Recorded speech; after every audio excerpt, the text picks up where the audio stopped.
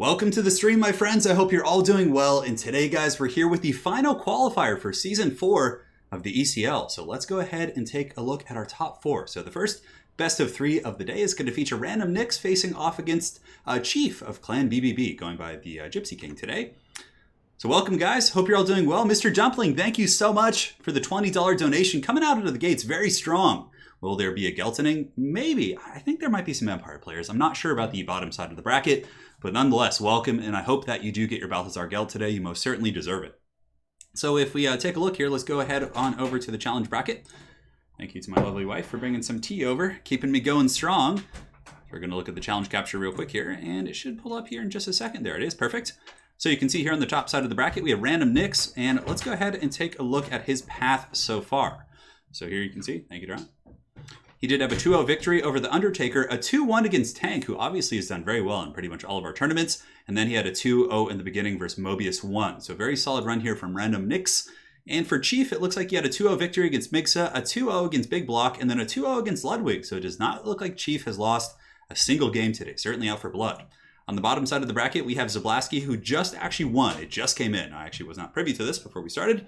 He had a 2-0 victory over 2T Woto, a 2-0 against A Tiger, and then a 2-0 against Kane as well. So Zablonsky as well, not dropping a single game. So, it's the last qualifier. This is the final chance to qualify for the grand finals of Season 4. And here on the bottom, we don't have the final kind of results yet. But Zyphos, of course, has had a pretty good run, defeating Swarv 2-1 and Phoenix 2-0. And now he's facing off against Vicious Asuma, who also has not dropped a game yet. He was able to defeat Subutai as well as Red Sai. So that is kind of the tale of the tape for today's tournament. Now we're going to be switching back over to the actual scorecards. And these are actually from yesterday, so I got to update these. Curse the Baggins indeed. So let's go ahead and pull this back up. We have Random Nicks on the left side here, so let's go ahead and fix that. That was from the practice tournament we were doing yesterday. Unfortunately, the YouTube felt like crashing. Hopefully it's feeling up to it today. And then we will have Chief on this side as well. All right, we're all set. I'll let the players know. We can start when ready. Start when ready. Go, go. So, game one, it's going to be Tomb Kings against Norska. As far as Random Nicks' picks and bans, he came in and he banned...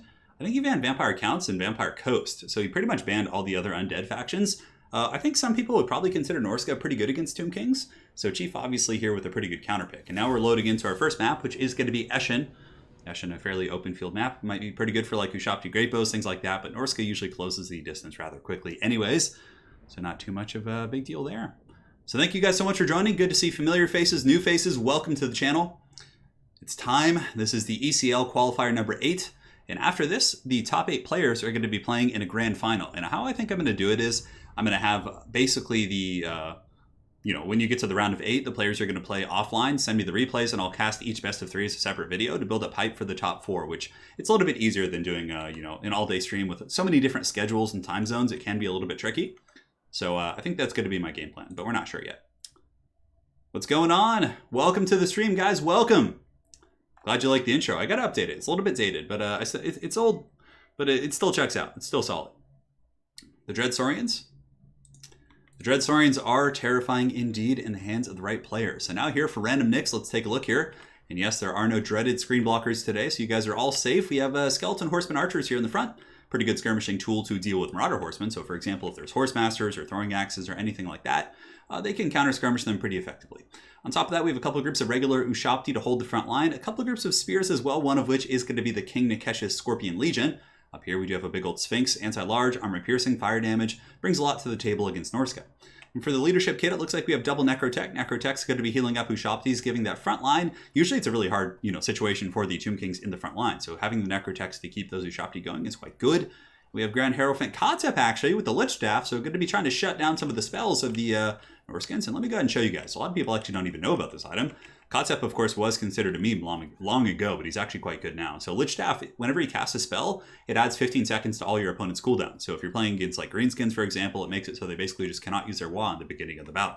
He's got Kotep on a chariot in the back here. Let's see what else he's got. That's pretty much it. So a very grindy front line.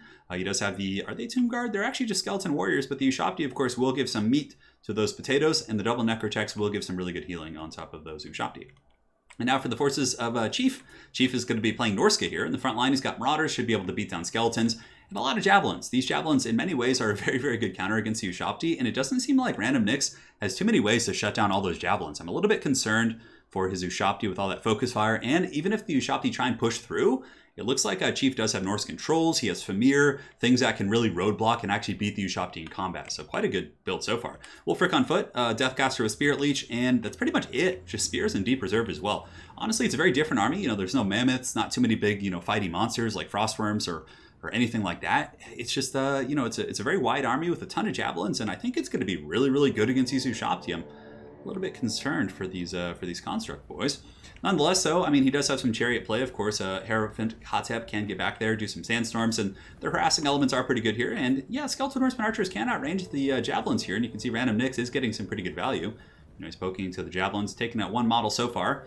The Javelins only have 90 range against the 140 of the Skeleton Archers. So, I mean, maybe actually if Random Nyx can take out a couple of those Javelins before the main fighting starts, that would be enough to give those Ushabti that frontline win. But again, we'll see. And as far as the Javelins go, I think that King probably... Chief. I don't know why I said King.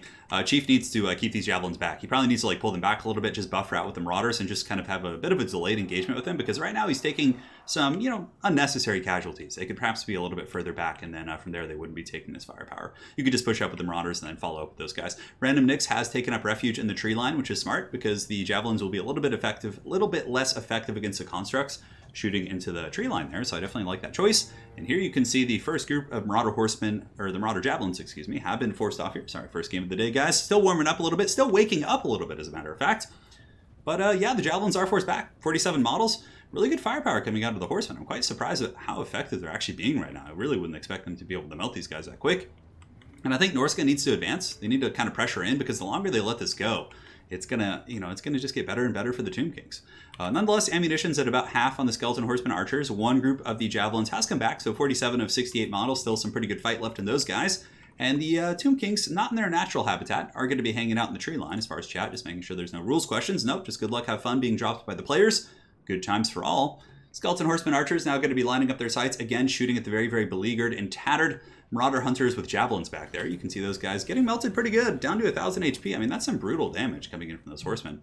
Who would have thought? Very, very good stuff. And yeah, I really think Norsca needs to just push the envelope. They have a lot of good tools against this army, but the later they, the wait here, the more damage they're going to be taking on the Javelins, and that's quite grim. Here, some of the Famir are being used. Famir, of course, are very heavily armored and do have a natural missile resist from the Mist is what it's actually called. It gives them 22% if I'm not mistaken. So they're going to be pretty durable against the Horseman Archers. And now it looks like the Tomb Kings have had enough of waiting here in the tree line. They are going to be advancing out or perhaps squaring up their forces. A little bit hard to say. And Chief hasn't used any Spirit Leeches yet. I wonder what he's going to Spirit Leech. Probably Kotep. Or again, if he wants to take out the Sphinx a little bit quicker, that's not a bad Spirit Leech target either. It really just depends on how the engagements go. Wulfric does, of course, have the Sea Fang, so I would imagine there's going to be some Sea Fang attempts here on the front line, trying to cut down these Skeleton Warriors and some of these other troops here. And you can see here the Javelins and the Wings are now going to be pushing forward, but taking more firepower from those Marauder Horsemen, or those Skeleton Horsemen.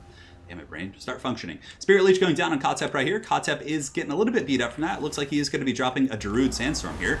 Oh man, look at that. Pretty good cast. I mean, they're just Marauders, but still it's value. Able to take out a fair amount of those infantry. And it is a hard fight for the Tomb Kings in the front line. So, oh wow, that actually turned into a really good cast. That literally just went through like the entire Norscan front line right there. The entire core of those Marauders. Really, really good stuff. Now, some damage does go off in Kotep. It's kind of inevitable with the Spirit Leeches and things like that. And it looks like a Sea Fang was dropped here in the middle. So the Skeleton Warriors here did get crumped pretty bad by that Sea Fang. In the meantime, Javelins are kind of just, finishing off some Spearmen here. And it looks like the Tomb Kings are going to be trying to fall back, pulling the fight into the tree line. And I think that's what he really wants. Granted, some of the Skeletons are going to get caught, and now the frontline fighting is pretty much underway. So Ushabti are going to be surging in to fight Trolls. Trolls actually on paper are very good against Ushabti. But again, with a little bit of Javelin support throwing into the Ushabti as well, going to be a scary situation there in the front line. So it looks like the Tomb Kings are going for a bit of an alpha strike here, and it looks like the Sphinx is going to be going in to try and assassinate Wulfric. Also, we have the double Necrotect coming in.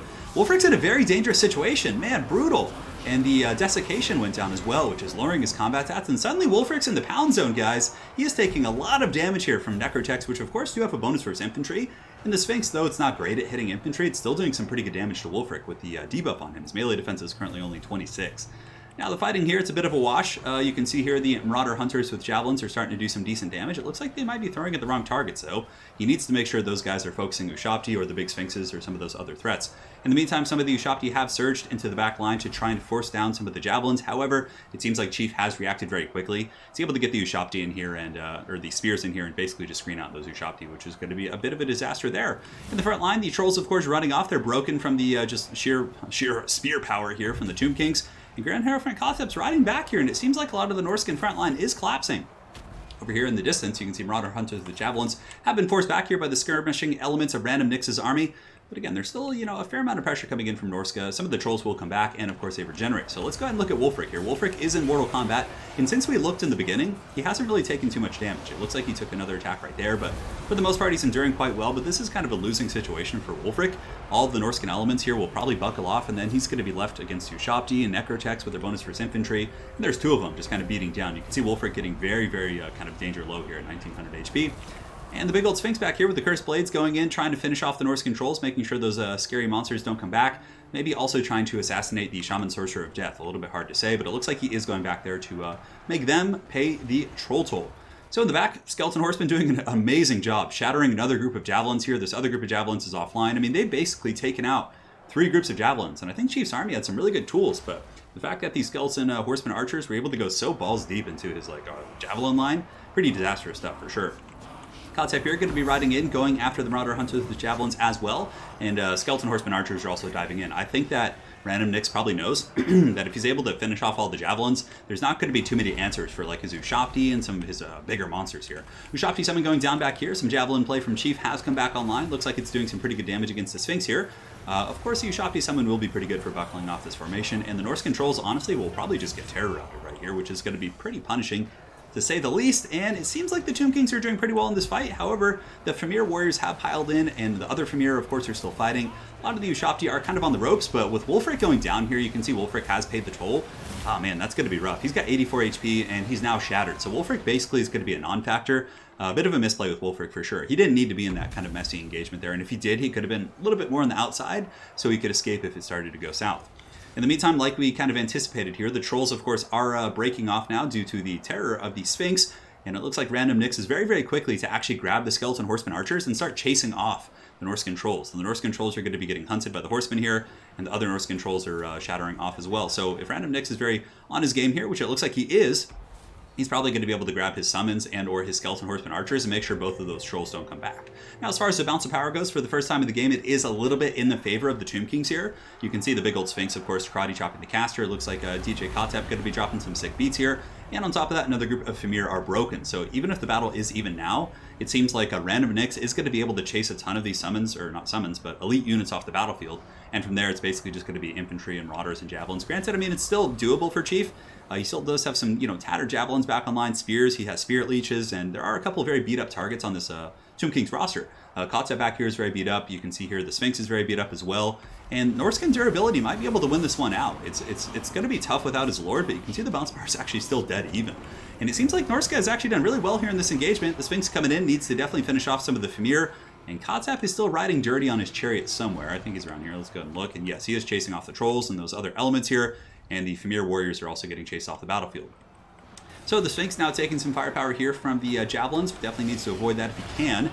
Looks like up on the high ground, Random Nix was able to shatter off those Trolls, so now we have a full health group of kind of skirmish cav, essentially. These Skeleton Horseman archers, which probably are healthy enough to finish off the Marauder Hunters, and they're going to be coming into combat and probably polishing off that situation here. So here they come. And the Marauder Hunter is turning around. It looks like Chief does grab some Marauders to kind of screen here. Might be able to protect these Javelins. He really needs to. If the Javelins go, I think he's going to be in dire straits because Kothep on his chariot is basically just going to be rolling dirty like all day through these forces. Both Necrotex are still alive as well. It seems like one of them is a little bit low. I would imagine he's out of restores at this point. He just did use another one here on the Sphinx, which is going to be quite cost effective. More Javelins going into Kothep, down to 1,000 HP. And look at this. In the distance, another group of Skeleton Horseman archers. And really, it's just a little cogs here in this machine of the Tomb King's army that are going to be probably able to win him the game. Skeleton Horsemen going to be coming in full charge here against the very, very beat up Marauder Hunters. These guys are just super low. So even a charge like this from a very kind of a, non-impactful melee unit is still going to be enough to maybe break them. 2017 leadership, granted with some Marauders coming in, maybe they'll be able to stabilize. Balance of power is still even, relatively speaking. I would still say it's probably a little bit Tomb King favored, but it's a very, very close game, actually. And who knows about the Winds of Magic situation? I mean, if Chief has a couple more Spirit Leeches, the drop on Kotep, the drop on the Sphinx, that could be quite strong. And it looks like, guys, the Sphinx is actually going down. So Spears and the remnants of a very, very beat-up group of Famir warriors were able to come in.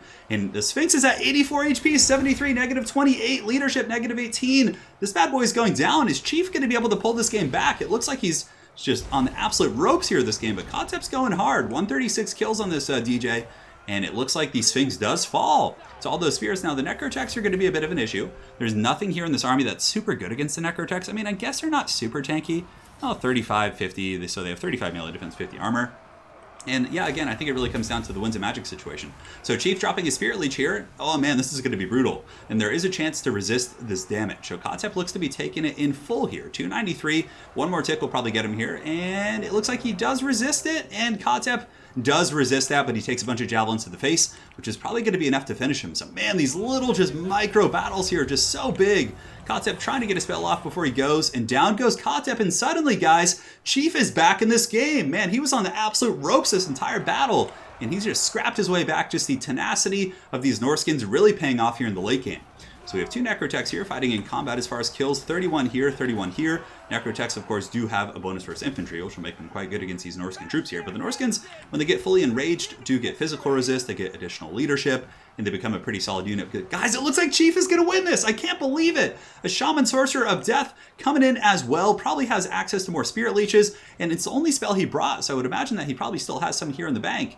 And you can see here the Necrotechs are crumbling, and that is probably going to be game one going to Chief. He was on the ropes. It seemed like so many things were going so badly for him, but just so scrappy. He pulls his way back in the game, and the tenacity and determination of the Norskins is able to win the day as the last Necrotech here is basically surrounded and just beaten down. And you can see his leadership's negative 30. Army losses will be kicking in here in a moment.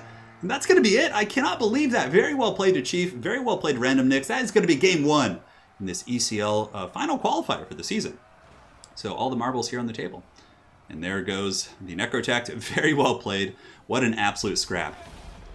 So guys, welcome to the stream. Hopefully you enjoyed that first battle. Seems like we've been spoiled with very, very good battles lately in pretty much all of our streams. So let's keep that train coming. Very well played. Man, I cannot believe it. I really thought it was over. All right. And let's go ahead and update the scoreboard for Chief. Here we go. They both played very well indeed. GG, well played. Random Nick says our games are always so close when they play. All right, so let's pick the next map. We'll do good old Angui for them.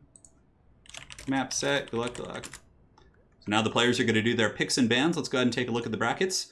So it looks like Zablonsky is still awaiting his opponent. Zyphos and Vicious Satsuma still battling it out. And of course, Zyphos likes to play the Elvish styles of play, which can take some time. And we have a donation coming in from Ruben. Thank you so much, Ruben. Let me go ahead and read your message here. He says, I liked, donated, and got myself some tea. Let's go. Ruben, thank you so much, man. Hopefully that tea is good. I'm about to have some tea myself. So tea crew, unite. And thank you so much for the very generous 15, man. Really appreciate it. And glad to have you here on the stream. That was a crazy game. Zablonsky in chat says, if Kotep could have disengaged and ran, he could have spammed heals. Maybe so. Those last javelins, catching him in the face, man, that was really, really close. So it looks like Chief is going to go Empire. He's banning Dwarves and Wood Elves. Okay. Now, if I were playing, I always feel really comfortable going Greenskins into Empire. I wonder what he'll bring.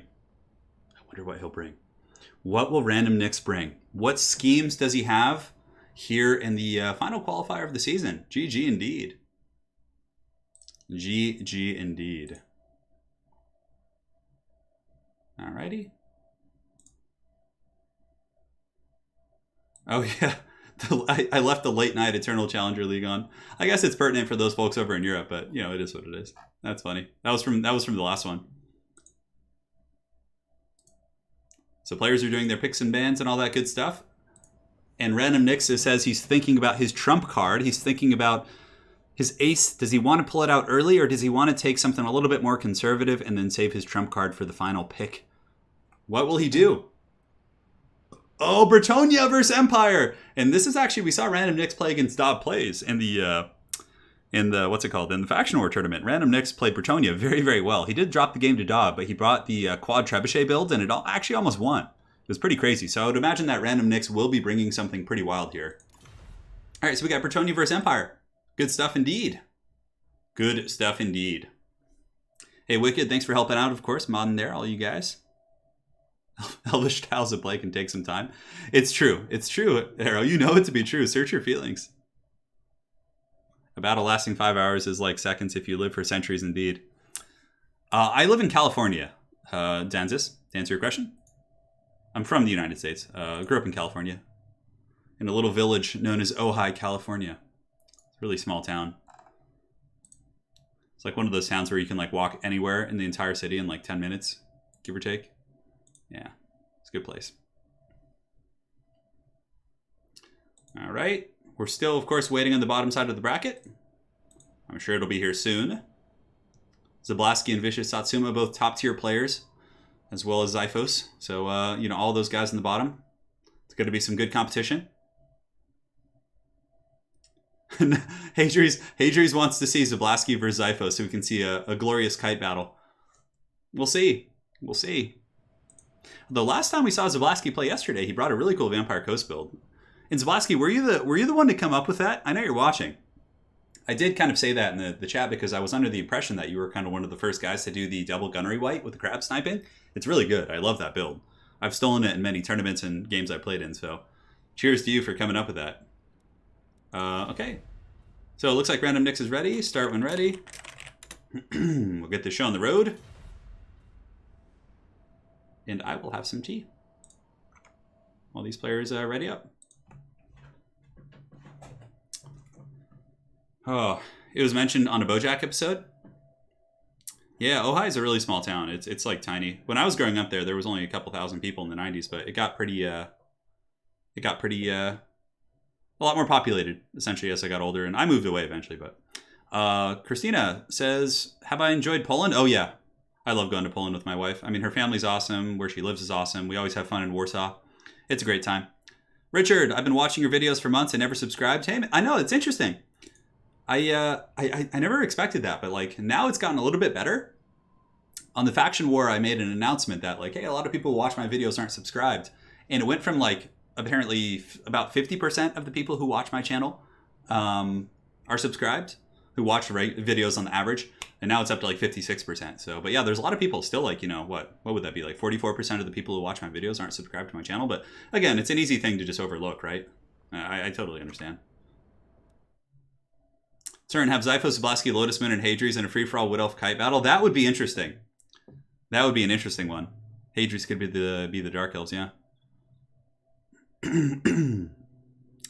Mr. Sauce says, my car threw a piston rod through the engine block this morning. Oh, man. Yeah, I know. You were signed up for the tourney. Oh, rawhide? Yeah. Keep them doggies rolling, rawhide. Of course, man. Of course. Chief says 1 minute, please, making the final tweaks to his army here. The fate of this ECL is now. We need a mod that removes white lines so people can kite into the sunset. Oh my god. Hey, Gripperino, glad to hear that. Oh, that's some good tea. Lady Turn put some ginger in it, so it's nice and delicious here.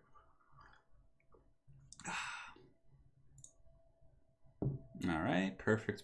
Everything looks good in the hood. And Ron says, hey, Turn in chat, film more 40k, make a detachment for every legion. I will be filming another 40k battle soon, probably on Tuesday, or Monday or Tuesday, depends on when people can play. But yeah, I'm going to be filming another one. I'll probably play my Night Lords again, but mix in some other stuff this time, like put in the Emperor's Children as well, because I really love using Night Lords. Eventually, I will go to like a pure Death Guard army, and I'll play like a Black Legion army. It really depends on what my opponent brings, like how competitive their list is. And then I'll adjust it. Like if they're a casual player that I get to be on the channel, I'll use a casual Death Guard army and we'll just go from there. So, yeah.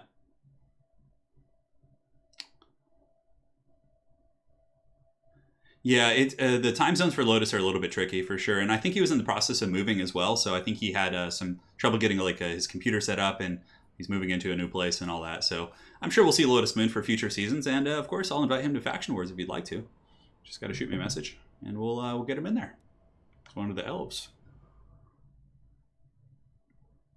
Hyale Nale says, hey, Heard you on Tobias Fate's stream. Yeah. So Tobias Fate, he plays Total War Warhammer, and he's actually a pretty good dwarf player. So I ran into him on ladder, and I didn't know it was him. And then I put the battle up on YouTube, and he shot me a message afterwards saying, "Hey, that was me, and let's you want to play on my stream?" So I went on Tobias's stream for about an hour and a half, and we played 4 games. It was really fun. He's a great guy and pretty good dwarf player for sure. Oh yeah. Spencer Gallan says, the thing about Tabletop Simulator, it's a lot of clicking. It actually hurts my hands to like sit there for like 4 hours and do that, but maybe someday, man. All right, so both players are ready. Let's go ahead and load into this battle here. We have Random Nix facing off against Chief. Currently, Chief is up 1-0 with a very close Norscan win. I could not believe he won that. I really thought he was done for, but yeah, I guess Kotep just getting lanced down at the end was pretty big. And I guess, even the Deathcaster was broken and like running at some point. Maybe had he been chased off or finished. It really just comes down to a couple little plays, which is what makes a game great. It's pretty insane that you can have like 16 factions and still have relatively good balance considering, Like some games struggle to bounce like 3 or 4, but man, I mean, yeah, it's not perfectly balanced, obviously, but it's really cool that there's at least a fighting chance for every faction. Potbelly says, I'm always skeptic about YouTubers visiting Poland, the country I was born in, but I'm really glad you enjoy being there. Yeah, I love going to Poland, man. I always have an amazing time. I love the food, like, oh my God. And Anna's mom cooks such good food. It's just, oh my God. Like the pashtet, like every morning I would just wake up and like waddle down to the kitchen with like the fireplace lit, and I would just get like pashtet and like bread and some kielbasa for breakfast. And oh God, it was so good. Like I think I gained like 7 pounds when I was there for a week. I came back and had such a nice little potbelly going. Oh man. Yeah, and of course Anna's family lives near a forest, and the forests of Poland are beautiful. It's so cool. It's like it's an experience you really don't get here because California is more of kind of it's like a temperate desert climate. I mean, yeah, we have some like, forests and things like that, but it's not like a true kind of European forest. And man, Poland really has some beautiful forests as well. So that was always a good time. And it's so cool. There's like mushrooms growing in the forest there that people like, will go shrooming and pick them and then like cook them in the meals that you eat. And it's just like, oh, it's such a rich culture for sure. I love it. We have a couple donations coming in from Spencer Galan. He says, do it. We have another donation coming in from Leo for $5. He says, which Chaos God should I devote my lifts to in order to receive more gains? Well, probably Khorne for sure. But if you're going for like bulk, more of a strongman look, probably Nurgle. Then last, we have a donation from King Cool, which says, a tip to promote more 40k content. Magnus did nothing wrong. I agree. And thank you so much for the 50 SEK, man. Thank you guys so much for the very generous donations. All right, here we are. Time to focus on the battle. So Chief has a frontline of state troops, as is the standard, the status quo. He's got Karl Franz up in the sky. Of course, Reikland Runefang is going to be brought to battle. No Golem Raz, interestingly enough, but nonetheless, Reikland Runefang is really, really good for force multiplying. We have a mortar here. Okay, interesting. Mortar against Bretonnia, I guess to deal with like peasant archers. In the back, we got Empire Knights into the sunset. We have some handgunners as well. And that's pretty much it. I mean, mostly Empire Knights as far as the Scav Corps goes. Nothing elite, but again, with Reikland Runefang and Karl Franz helping out, it can be quite scary. In the distance, we do have a Vanguard as well. Here in the Shadow Realm, it looks like Chief does have a corner Vanguard of some Pistoliers, which I would imagine are there to shut down any filthy trebuchets. And also, this is something that I think I saw Chief do last season when he was in the finals. He had an Empire Captain on foot, which gives you pretty good sustainability in the front line. Like, this guy can beat down the Bretonnian infantry pretty well. And now for the forces here. Oh, yeah, he's back, baby. So Random Nix, I don't know if Chief watched the faction war. Random Nix coming in hot with the quad field trebuchet. On top of that, we have some questing knights. We have, just a bunch of basically battle pilgrims, a couple spears, King Lewin up in the sky, and a Manticore Summoner with Flock of Doom. Oh my God, I'm so excited. The quad trebuchet. Let it rain. Let it rain. And it would actually look pretty good in the faction war. Like, he almost won. As a matter of fact, there was like a moment in the faction war where the steam tank was charging towards the Bretonnian trebuchet line, and literally all the trebuchet rocks just nailed the steam tank and destroyed it. It was a pretty rich experience. So the trebuchets do have pretty good range. They got 440, so I would imagine he's going to scoot forward a little bit and start dropping some rocks here. And the Empire can kind of hide from it, but I don't think they're going to want to. Like, now I think that it is on the Empire to probably push the envelope a little bit. In the back here, of course, you can see that Chief does have some Pistoliers and Vanguard as well. So he's got pretty good pressure everywhere. And if Random Nix doesn't see this coming, I mean, the Pistoliers coming in here and just wrecking these trebuchets could, end the game, basically. So Trebs are getting in position, the glorious Bretonnian Trebuchet line. I really hope that Random Nix does see these Pistoliers back here, simply because I want to see a long, drawn-out game with quad Trebuchets.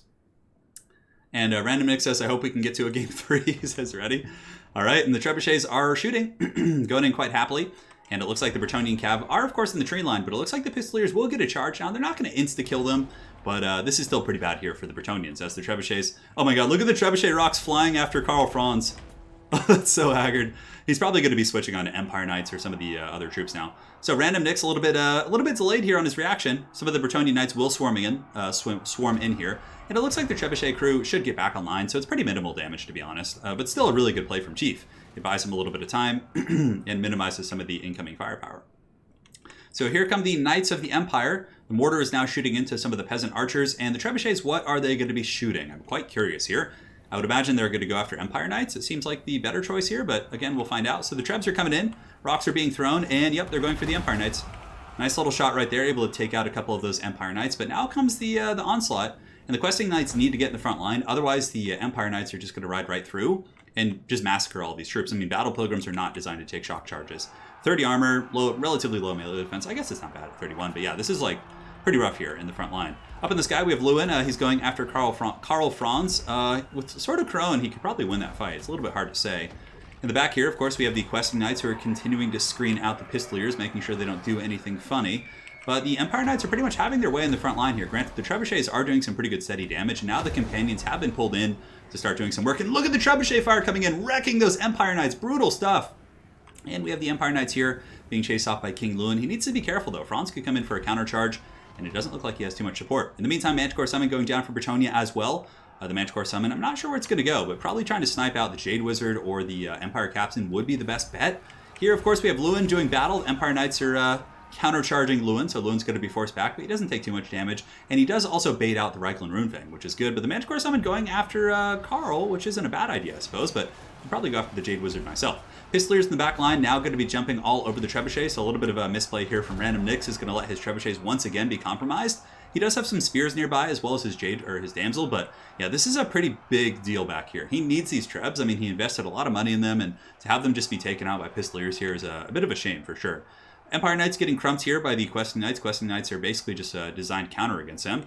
And it looks like the Empire front line is winning the fight. Battle Pilgrims are being forced back. The fact that there is an Empire Captain there as well is a pretty big difference maker. And it seems like the Trebuchets are going down, and that's probably going to spell doom here for the Bretonnians. I mean, it's really a shame.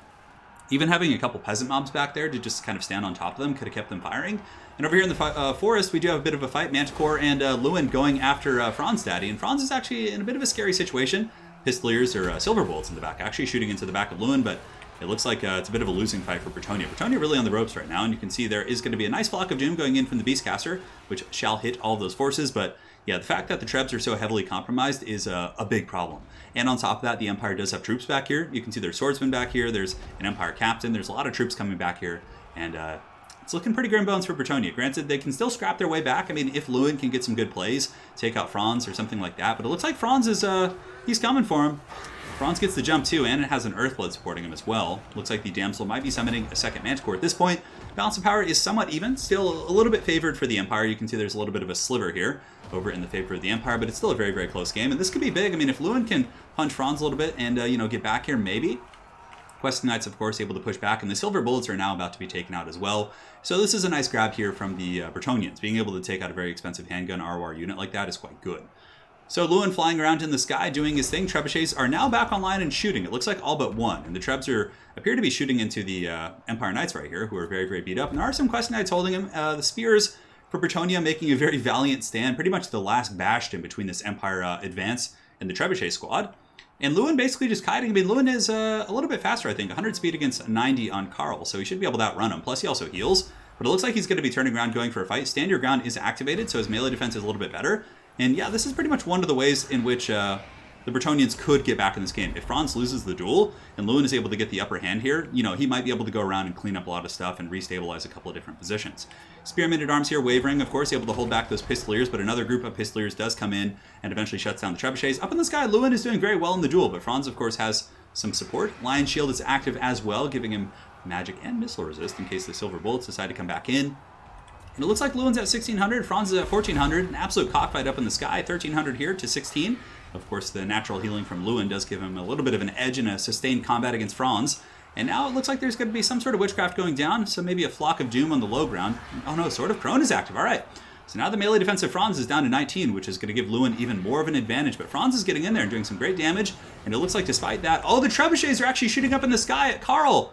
And the thing is, if Karl starts to run, I mean, Lewin can chase him down, and running might not be the right idea, but we'll see.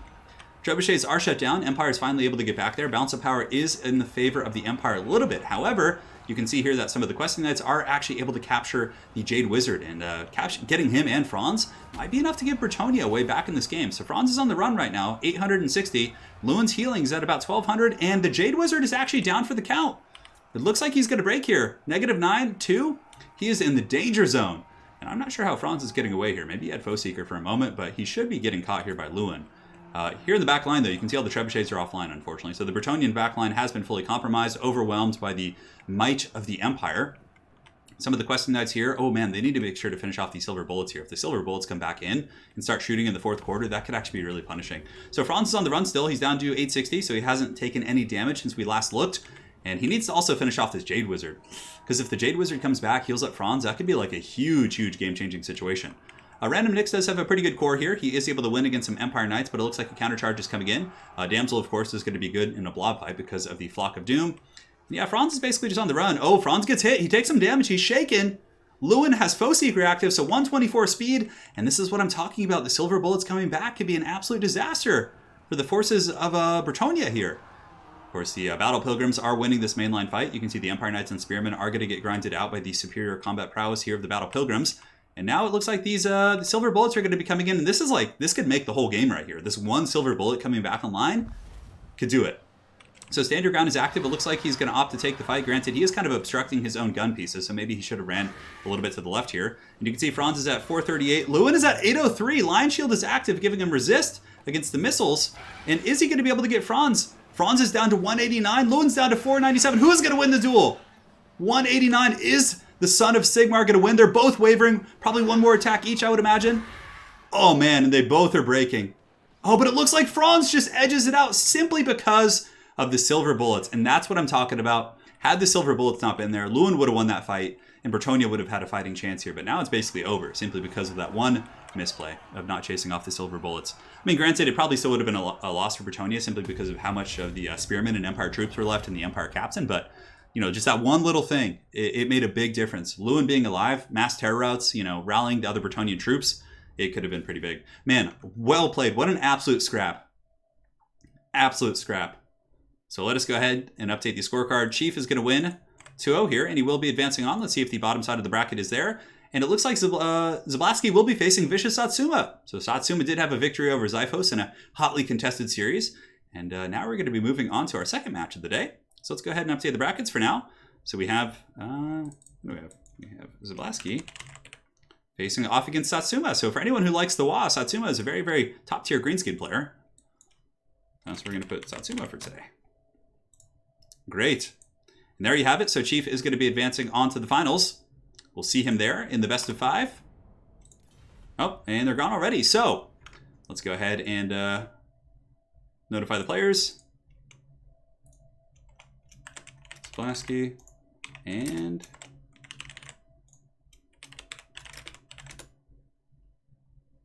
apparently Zyphos is playing on his laptop, which was super laggy. What a champ for getting this far. Zablonsky and Vicious Satsuma, you are up. The lobby is set. I'll see if you guys are on my friends list. Friends list is so random. Oh god, it's so annoying. All right, so there's one. There's Zablonsky. And now we just need to get Satsuma in here. Should be all good in the hood.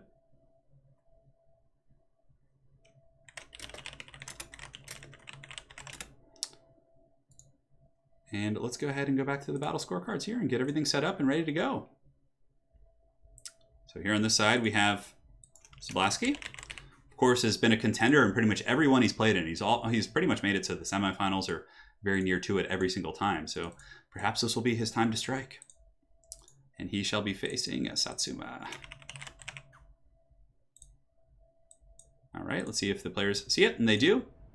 So the first map of the day is going to be Alpine Ridge. Actually, you know what? Let's do an Oakenhammer. Map, set, picks, and bans. Go, go. Look, have fun.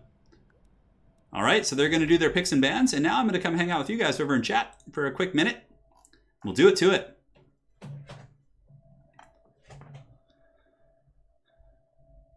Yeah, Lion Shield does help against the silver bullets, Lich, but even a unit being shot at does affect its leadership, and Lewin may not have broken, and it's still, you know, even if it's 88% of resist against that because of the missile resist and the magic resist, it still is 12% extra damage, or 12% of that you're still taking, which is not good. Yeah. I could have been somebody. I could have been a contender on the waterfront, huh? Nice reference there. In California, it's about 12 noon. In Europe, I know it's about 9 o'clock. Poor Satsuma having to deal with Elf Guide over and over. Well, clearly he's very practiced. Very well played, Random Nix. You had an awesome series, dude. I know, the close games. The trebuchets getting compromised in the back was pretty rough. Yeah. Prince and Emperor in all caps. I love it. I love it. So yeah, even if you're getting shot at, it affects your leadership. And secondly, even like, you know, a couple poking shots here and there when you have like a couple hundred HP is enough to turn the tide of the fight. Yeah. Zablonsky says Wood Elves and he's banning Tomb Kings and Skaven, and then he says, I feel you will go Orcs anyways. the Wa cometh. So Zablonsky going for his strong faction first, trying to get a win right out of the gates. Certainly don't blame him. My heretical army is doing very well, as a matter of fact. I'm really trying to decide what to play in the next 40k battle report. I think I want to play my Emperor's Children, but... Oh, dude, I'm a terrible singer. Yeah, for sure. Who said I was a good singer? All right. Hey, Turin, English is not my best language. Sometimes use the word Daka. So Daka is a reference to Warhammer 40k in fantasy. Basically, it's the sound that orcs make when they shoot their bow and arrows or their guns. So it just means that orc firepower, basically, is what it means. Is there any reason to ever take Depth Guard with polearms instead of crabs? No. Depth Guard with polearms are a very bad unit. They're very, very bad. Hey, Lore Master of Sotek is here. The man, the myth, the legend. Hope you're doing well, Sotek. Turin, will you run a tournament with a single-use LL so we can see some of the uncommon ones sometimes? Maybe. I don't know. It's hard to justify like a whole event just for that niche. It doesn't seem like... But yeah, I mean, you could run like a meme tournament where they have to use like, you know, certain lords that are a bit memey and things like that. But yeah, I don't know. I'd rather keep that to like replays, like showing uncommon lords in replays. Vicious Atsuma says Orcs is his next pick. Oh, he's going Dwarves! Okay, so it looks like Satsuma is going to be going Dawi against the Wood Elves, and this is a matchup that historically is probably one of the most grindy technical matchups you're going to see in the game. I'm curious how Zablonsky will play it. Like if he's going to use like Arrows of Kurnus to snipe artillery and play that really like long game, or if he's going to have like kind of an off-meta rush. We'll see though. Sotek says he's gearing up for his first AOS tournament. Dude, good luck, man. I'm really glad to hear you're getting into that. I wish... You know what really bums me out, Sotek, is like... I have a lot of friends in my league who are really awesome, but I've always, like, I have no one to travel to tournaments with to play in 40k tournaments. I wish you were in California so we could, like, go play in tournaments together. It's really fun to, like, see how your friends are doing, and thankfully I am on a team with some really cool people, so I'm starting to become friends with them, but yeah, it's a shame. Good night, Aristodemos. Take care, man. Pleasure to see you as always. Yes. Looks like Zablonsky has a build ready. It is a somewhat open field map too. There's not too many tree lines or places to hide. The next map, of course, will probably be a little bit more shrouded. I'm thinking Alpine Ridge, and then we'll probably close out with Pillar of Bone. Not sure. We'll see. Or maybe we'll do Pillar of Bone and then Alpine Ridge. I don't know. Who knows? When you do your 40k battle report, could you make sure you go through deployment command point stuff like Victor of the Blood games? Yeah. Alt, that's a really good point, for sure. It was our first one. We were just kind of like winging it, but yeah. Yeah. I live in Southern California, in Los Angeles at the moment, yeah. I don't really like LA that much, but, you know, it is what it is. Turin, are there any 40k armies you would straight up just avoid right now? Yeah, if you don't want to, if you're talking about avoid in terms of like just trying to have a fun game, I would avoid playing Iron Hands because they're just super overpowered. Like even I've played some really junky 40k players who are just absolute, like, they're really new, you know, either they're very new to the game or they may not be a skilled player. And like I've seen them defeat like top, like high level tournament players just with like, you know, a mix mash Iron Hands list using like Chaplain Dreads. It's pretty, yeah, Iron Hands are pretty unfun to play for sure. But aside from that, I mean, everything else, I mean, there's some that are a little bit stronger than others, but yeah, we have a lot of Tau players in my league. Yeah, a couple of my really good friends play Tau. Yeah. Turin, where did I come up with the name? It's my middle name. Not terribly creative. Professor Pone, of course, coming in and illuminating the truth. Hope you're doing well, Pone Dog. Cartoon Empire? Yeah, sure, man. If there's people in, you know, this area, absolutely. Wouldn't be opposed. And usually if I'm going to meet up with people, obviously from the channel, and just shoot me a direct message in Discord, I'll grab lunch with you, you know? Like if you're in the LA area, I'm totally cool with that. I've met up with a lot of people from the channel, actually. Usually people will just message me on Discord and be like, hey, I'm in LA, you want to grab lunch? And just go grab a burrito and call it a day, you know? Is your tummy better? Yeah, feeling great, darling. Thank you. No. Blood Angels here. Blood Angels player. Yeah, that's what Italian Spartacus, when I played against him a couple times, like a year and a half ago, and he played Blood Angels back then. I think he still does. So yeah, I played against him a lot. And there's a couple Blood Angels players in my league. I think there's one guy who plays them. Yeah, Blood Angels are really fun. They're like it's a cool army. It's very unique. The whole charging in and just hammering things down is how I like to play. So that's why I like Night Lords so much. They're basically like the Chaos version of the Blood Angels. Yeah, Aerocrastic. This is like one of my least favorite matchups to play and watch. So Texas, I had it. Yeah, for sure. This matchup loves us. I'm actually playing in Aerocrastic's upcoming tournament. He last time Aero had the Salad Cup, which is his tournament series. I'm playing in that one, which is going to be fun because it's offline this time. So I can play the games, you know, at my pace without my hand hurting. I might play in Sparty's tournament tomorrow. Italian Spartacus's stream. So I might play in that. I'm not sure. Depends on how my hand's feeling in the morning. It's just tough because, like, one time I played an Arrows tournament. And it was a long, like a big tournament. It wasn't terribly long. It was really well run, but it had. I ended up getting to semifinals, and I think I got like third place in the tournament. But like in that last game, my hands hurt so bad. It was like it's tough, you know. So if I get that far, then it's kind of like grim bones. Yeah, it is what it is, though. You're the only guy in your area that plays Tyranids? Yeah, Tyranids aren't terribly common. Yeah, Magnus is great. Magnus the Red is a really cool model. And Thousand Suns have a lot of cool tricks now. Like the Cult of Duplicity for redeploying things, and the Cult of Magic is super good as well. Zypho's playing on a super old laptop with 15 FPS. Yeah, it's rough, man. Cartoon Empire. All paid, of course. I mean, yeah, depending on the circumstances, I'd be interested. Oh, yeah, that sounds like quite a trip. I'd love to go there someday. Absolutely. Absolutely. So we're loading into the battle, guys. Here we go. Wood Elves versus Dwarves. The most fun matchup of all time. You know, honestly, it can be fun. It depends on how it's played, but it's such a hard matchup. It used to be, I don't know how it's considered now, but I think it's like dwarf favored. So the Wood Elves get forced to play in this very strange way, but okay. It looks like that's just not how it's going to be. So if we look at this army here for the Wood Elves and Zablonsky, he's got Deepwood Scouts into the Sunset to try and snipe out Slayers and Dwarf Missile pieces, 2 groups of Way Watchers for some AP, and then 4 groups of Wildwood Rangers, who of course are one of the few heavy AP options here for the Wood Elves in the infantry game. Well, granted, Eternal Guard have decent AP, but these guys, like, they punch. He's got 2 Waystalkers to snipe out artillery pieces and an Ancient Tree Man to drop some fat heals.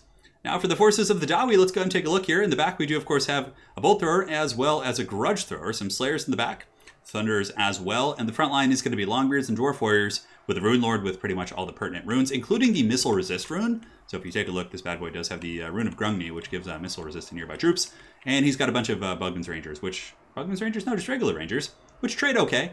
Deepwood Scouts probably should be able to outrange them, I think, with 180. So it's a little bit tricky for the Dawi, but basically it's just protect your cannons, sit back, and prosper. Granted, looks like the Waystalkers are going to be able to snipe most likely and take out a couple Bolt Throwers on the initial impact. But yeah, it's going to be a fierce cockfight, to say the least. So let's see how this game goes. Just minimizing to make sure there's no screen blockers. I'm super paranoid right now.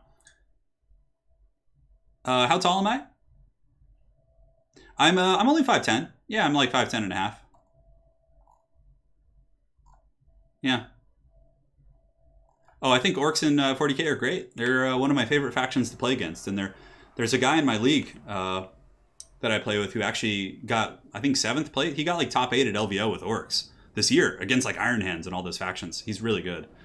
So I've had a lot of fun experiences playing against orcs because of Jeff. And it's Jeff's birthday today, actually. So happy birthday, Jeff. All right.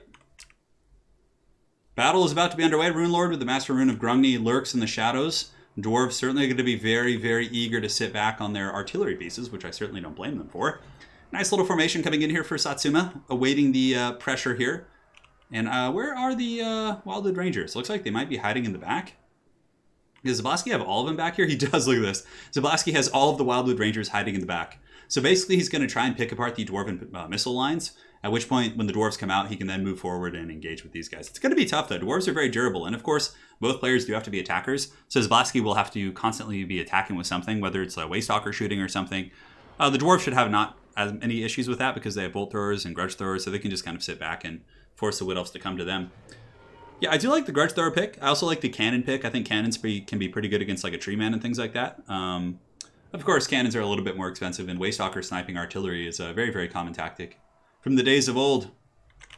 So, good luck, have fun. Zablonsky is ready to go. We'll see if the Wood Elves can pick apart the Dwarves, or if grudges shall be settled this day. Some delicious water, I must say. Here you can see the glorious Waystalker. 2,700 HP on these guys, so they're not super tanky, but should be decent against any incoming firepower. So the Dwarves immediately look and see nothing, which is classic. Pretty much everything here is hidden. The Waystalkers do emerge.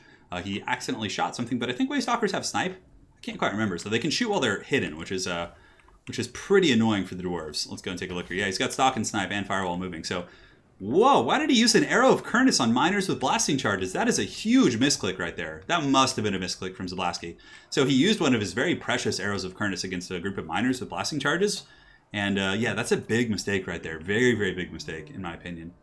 Yeah, and it looks like he did the same thing here. I'm not sure what he's trying to accomplish. Or maybe he didn't. I don't know. Maybe that was just the Deepwood Scouts. Anyways, here we do have the Waystalker coming in now. I would imagine he's going to be shooting at the Grudge Thrower. That's probably a priority target, to say the least. And the Ancient Tree Man is pushing forward as well, so he could shoot the Ancient Tree Man with the Grudge Thrower if he wants to, which isn't a terrible idea. I mean, it's not going to be super accurate, but, you know, contact is contact. And here you can see the Waystalker comes in, but he takes a volley from the Dwarven Rangers, so the Dwarven Rangers are able to actually see him, and now the Bolt Thrower is shooting into the Deepwood Scouts. Here comes another volley here. Zablonsky jukes it a little bit, so pretty well done there. But now there's two Dwarven Rangers, and these guys are shielded. They have pretty good durability, I guess. Not like Quarreler. I like Quarrelers because they have armor against like Deepwood Scouts and things like that. There's a little bit of a option for both of those guys. So Wood Elf ammunition is coming in. I mean, if they don't do enough with these missile pieces and the Dwarves can just endure it, that's going to be really tough, because then the Wildwood Rangers are going to have their hands full, like dealing with a fully erect Dwarven army here. Here you can see Deepwood Scouts starting to take some firepower. The Grudge Throwers are shooting in and making some okay contact. Two models do go down here. Dwarf Warriors shooting in, and it looks like the Waystalker's coming. He's got to be careful. There are some Thunderers back here, and I think the Dwarven Thunderers should probably scoot up and start shooting. It's really hard to juke the guns. You can't really do it too efficiently. So here you can see the Grudge Thrower still shooting into the Deepwood Scouts as well as these other units, getting some decent damage. A lot of the Rangers with some healthy crossfire here into the Waystalker, but Zablonsky is juking pretty well. And here comes a missile attack, the Arrow of Kurnus. And he goes after the Rangers and does some good damage. Certainly a lot better there. I was really expecting him, I must say, to go after the artillery, though, because with the artillery being gone, it forces the Dwarves to move forward with their whole army, basically, because they have to attack with something. And the artillery basically is just an easy, it just means they could just sit there and be constantly attacking. The Wildwood Rangers in the back haven't done too much. They're just kind of hanging out. Basically, the Dwarf Warriors have just moved up a little bit, simply to just get line of sight on things. And, these Longbeards are eating the ammo like champs. They are shielded. They have 100 armor. It still hurts a lot. Oh, these are Way Watchers back here. Okay. So the Way Watchers are using their precious ammo here to snipe out the Longbeards. And it looks like some of the artillery, including the Bolt Throwers, has now switched onto the Way Watchers, who are now visible. These guys, of course, quite sneaky, hiding in the tree line here. Very, very clever stuff indeed. The Waystalker here going to be coming in, maybe going after the Grudge Thrower. I'm not sure. It looks like he's trying to get close. I really think that the Thunderers from Satsuma need to start shooting. I mean, that's fresh fish right there. Like, a single volley from these Thunderers will probably put him down to like 80%, if not more. So are they going to shoot? It seems like they're still fresh. He's being very, very conservative here, taking quite a bit of damage on the Longbeards, but Longbeards have pretty good leadership. So just very much a game of cat and mouse at this point. Dwarves, of course, taking a lot of damage, but you have to remember that a lot of this Wood Elf army is very, very squishy missile units, and if they run out of ammo, they're going to be next to useless against like standard Dwarven infantry. Even miners will be pretty good against them. Over here, Deepwood Scouts shooting into the Warriors of Dragonfire Pass. They need to make sure to turn around because they're being shot in the back right now, which means their shields aren't helping. So yeah, you can see they're going to be reforming ranks and interlocking their shields. This Waystalker is about out of ammunition as well. You can see he's down to about 9 shots. The other Waystalker on the other side must be in a similar boat if they've been shooting the entire time. And the Ancient Treeman's coming in now as well. And yeah, I feel like he really needs to use these guns more. Like move them up. I guess he's trying to save them though and try and keep them away from like the Waystalkers and or Waywatchers, excuse me, and the Waystalkers. And just use his Rangers to kind of do some of the skirmishing. Sometimes you do see Bugman's Rangers as well in this matchup. They have the regeneration. So playing that long game against the Wood Elves can be quite solid indeed. Comes a little bit of firepower from the Waywatchers. Still shooting in. Let's see how this is going. Yeah, Miners of Blasting Charges scooting up to take the volleys of shots. Wildwood Rangers in the back still hanging out. Balance of Power is pretty much dead even. I mean, maybe a little bit Wood Elf favored, but it's when the ammunition starts to drain, of course, that will play into account here. So here come the Longbeards. One leadership on these bad boys. They're holding firm. The proud Jawi taking those arrows like champs. These Miners with Blasting Charges are now being shot as well. And honestly, some of the Slayers here, this might be a little bit of a misplay from Zablonsky. Granted, Satsuma should probably grab these Slayers and go over here and just like chase this Waystalker down. I mean, 42 speed against 40. I mean, maybe if he took a good angle of pursuit, like went this direction and cut him off, like with another group of infantry in the corner, that would be a pretty nice free pick for sure. So ammo a little bit low in the Waystalkers. Deepwood Scouts are here, and it looks like now the Wildwood Rangers have emerged from their den in the back, from the forest. They're going to be getting ready to advance in this Dwarven army, which has taken some damage, but they seem to be in okay shape. I mean, they have reserves as well. They have some Longbeards back here, I think. Actually, no, just Dwarf Warriors, so not the most durable of folk. Here we have the Rangers. They've turned, and it looks like they're going to be lining up their shots on the Waystalker here, who they can see. Miners with Blasting Charges taking quite a bit of damage. Obviously, Zablonsky wants to take them out to make sure they don't Blasting Charge his Wildwood Rangers there. Here we have the Dwarf Infantry just kind of screening out quite happily. And it looks like now Zablonsky might be trying to do a bit of a flank overload, getting all these troops here. And the Bolt Thrower is now shooting against the Ancient Treeman, which is taking some damage. And of course, Zablonsky has used no Winds of Magic. He probably has ample Winds of Magic to pretty much do whatever he pleases. So I would imagine Earthbloods will be coming in to heal him as well as the Waystalker there. But the Bolt Thrower is getting steady value. Ammunition is pretty good on the Grudge Thrower. It looks like it's been firing pretty consistently. Bolt Thrower is actually almost out though. And here we do have the Waystalker who's pulling back. And this is very much like normal for this matchup. This is usually how it goes. I mean, the Wood Elves can go for like an all-in rush, but if the Wood Elves try and rush like a Dwarven box or a Dwarven formation like this, they're going to get mowed down, generally speaking, and the infantry fight isn't going to go well for them. So they really have to play like kind of a cat and mouse game. Foe Seeker here is active to give him that juicy vigor, and he's trying to juke those shots a little bit faster. That tree is. Ammunition on the Bolt Thrower is 3 shots. That's it. That's all she wrote. Rangers are falling back. The other group of Rangers is not firing, so maybe Satsuma is like keeping his Thunderers back to try and save ammo, but like I feel like if his Thunderers just moved up, they could just waste some of these characters, like absolutely waste them. Here, of course, we have the Dwarf Warriors trying to surge forward, but he's got to be careful. Doesn't want to overextend, because then the Ancient Treeman can come into combat, some of these other units can come into combat, and it's going to be a grim bones.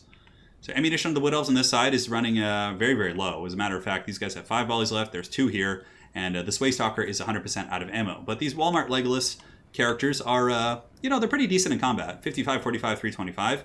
And their magic damage is only for their ranged attacks. So they only face the Dwarf's magic resist with their missile attacks. But again, usually you see them to snipe artillery pieces. That's where you see the Arrows of Kurnus. Balance Power is like dead even. And you guys could see how earlier it was a little bit Wood Elf favored. But as they start to run out of ammo, the game's like, oh yeah, well, suddenly those Deepwood Scouts with their 18 melee attack are not going to be super good against the Dwarven formations. Plus there's some angry Slayers in the back, and those Slayers are no joke. And there's still a lot of ammo for Satsuma too. He's got a lot actually. Deepwood Scouts are shooting here, going after the remnants of these Rangers, trying their best, but ammo's really low. I mean, 2 volleys and 5 volleys here. The Grudge Thrower is still shooting in, doing a lot of damage against the Waywatchers back here. One of them is actually very, very beat up at half health.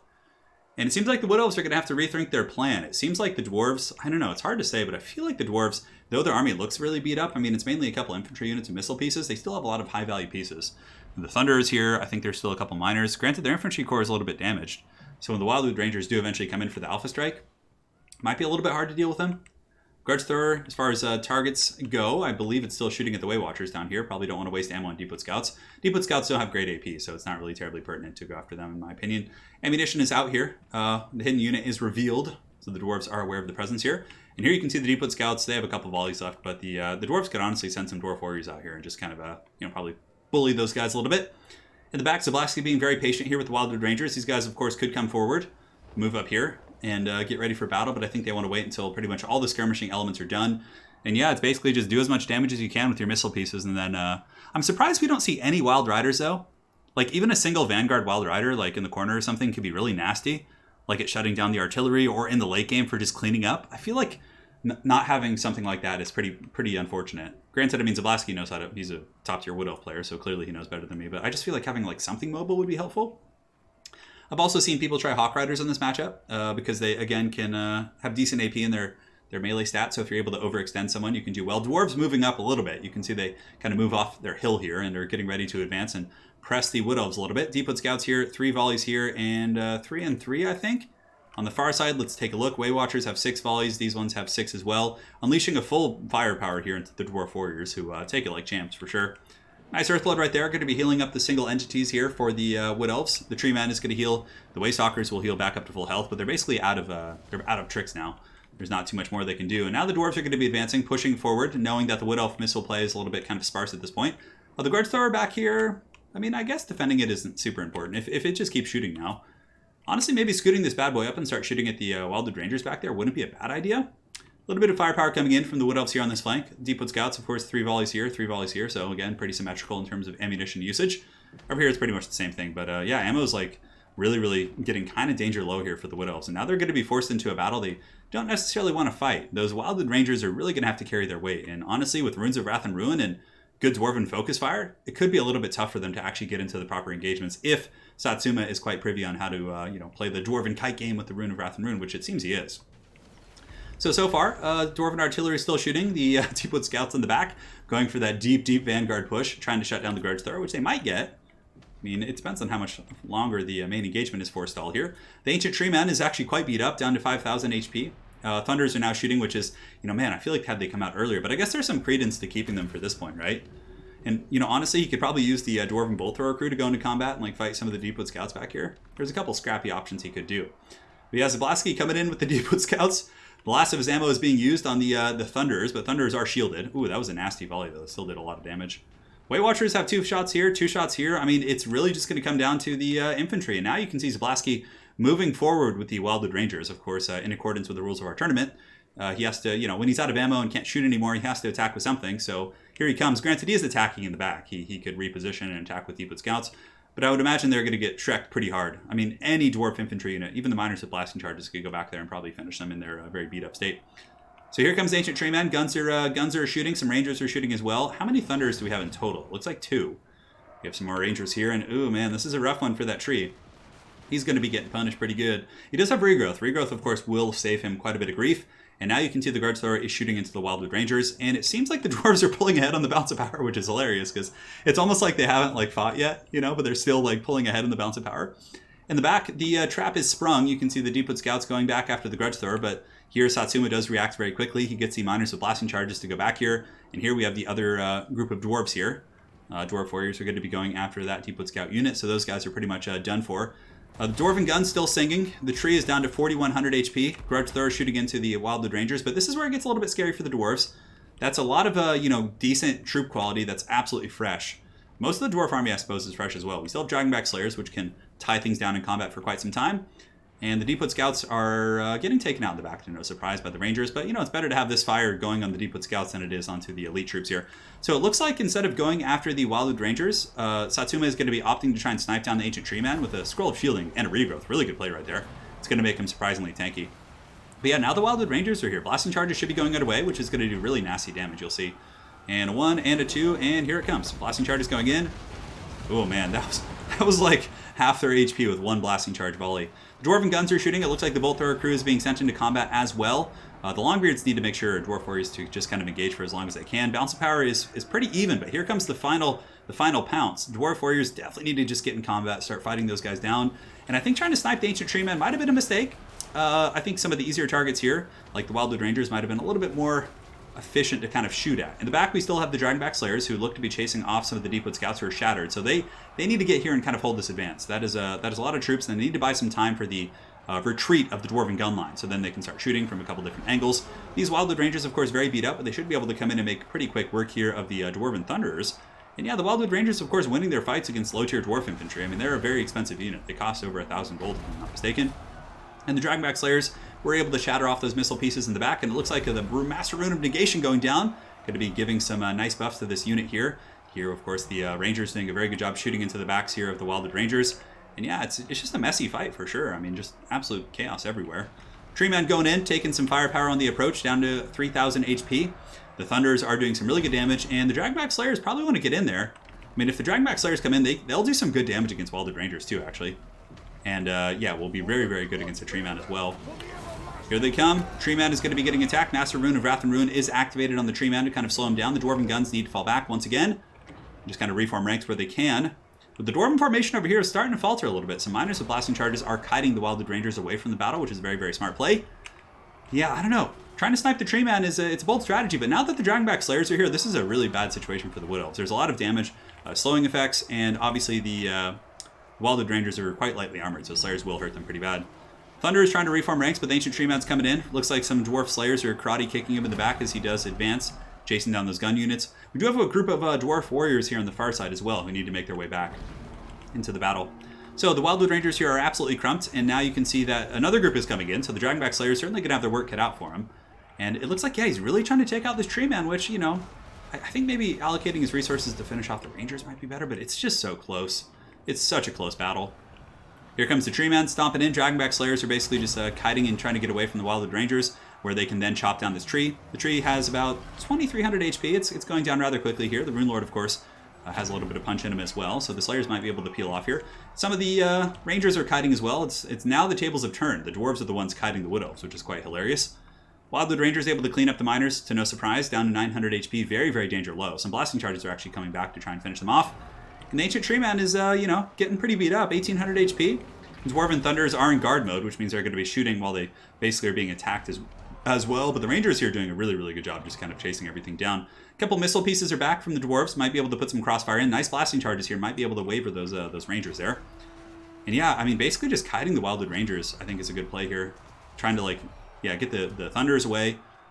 Because those guys will probably be able to beat the Slayers here. The Slayers are very beat up. There's only 35 models left. Granted, there's a Rune Lord with some really nice buffs. The guns have finished their movement. And now they're going to be turning around. And these volleys should be able to finish off the Tree Man. Or at least bring him to a very, very low point here in the battle. So here comes the shots. Down to about 1,000 HP. I would imagine another volley will be coming relatively soon. Unfortunately for the Dawi, those Rangers have been caught. And these Dwarf Warriors may have been forgotten about over here. 53 of them would be super useful right now. So he needs to get those guys back. And, oh, clutch heal from Zablonsky. He's able to get the Ancient Tree Man and heal this up. Wildwood Rangers and the Waystalkers all getting the fat heals, and I think the Slayers probably will lose this. They're just outnumbered here. And the Ancient Tree Man is actually slowed, 1,200 HP, but that Earthblood was able to kind of get him back stable. So here comes another volley, putting him down to sub 1,000, down to 976. The last couple shots here from the Way Watchers, quite clutch, are doing it, but I think Zablonsky's going to pull this one out. It's a super close game, Jesus. But, I don't know. I think there's too many Wildwood Rangers left, and yeah, the Tree Man was able to tank way too much of the Dwarven firepower. I think like the firepower needed to be used to shut down the Wildwood Rangers, because the Wildwood Rangers just kind of crumped his army. The Ancient Tree Man isn't going to like destroy you like those AP infantry are. And now for the first time in the game, Zablonsky does pull ahead in the bounce of power. You can see the Wildwood Rangers here are in the danger zone, and Satsuma knows it's over. And that is going to be a victory for the Wood Elves. Oh my god. What a cockfight that was. Well, if you guys like long chess games, then that was perhaps one for you. So well played there. Absolute scrap of a battle. Absolute scrap indeed. Was that at 15 minutes? I felt longer.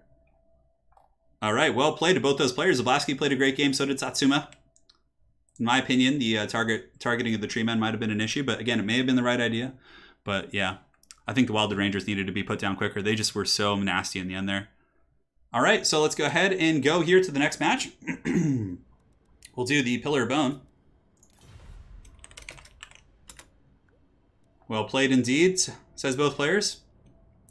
Good sportsmanship all around. Pillar of Bone. Good luck, have fun.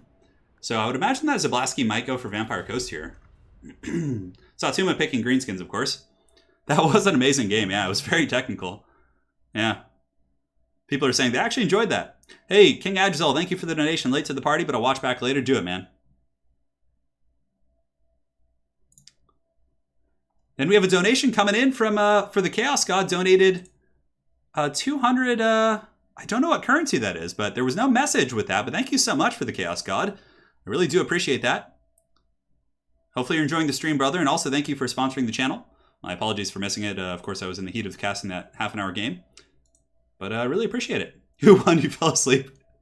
Oh, man. Felt like 3 hours. More like drawing paint observation session than a chess game. Yeah. It was fun. It's not for everybody. So, Satsuma's picking Greenskins, banning Tomb Kings. He has 2 bans. And Dowie. And Dwarves. Okay. Interesting. Who would have ever thought we live in a day and age when banning Dwarves would be something Greenskins would be doing. They used to just like crump Dwarves so good, but the advent of the Gyrocopter, Gotrek, and Felix boxes have really changed that.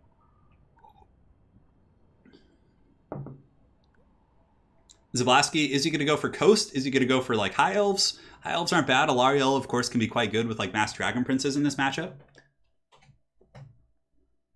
You can pick out all the people who are new to Total War. Well, perhaps so. It's yen, I think, yeah. The tip was yen? Oh, okay.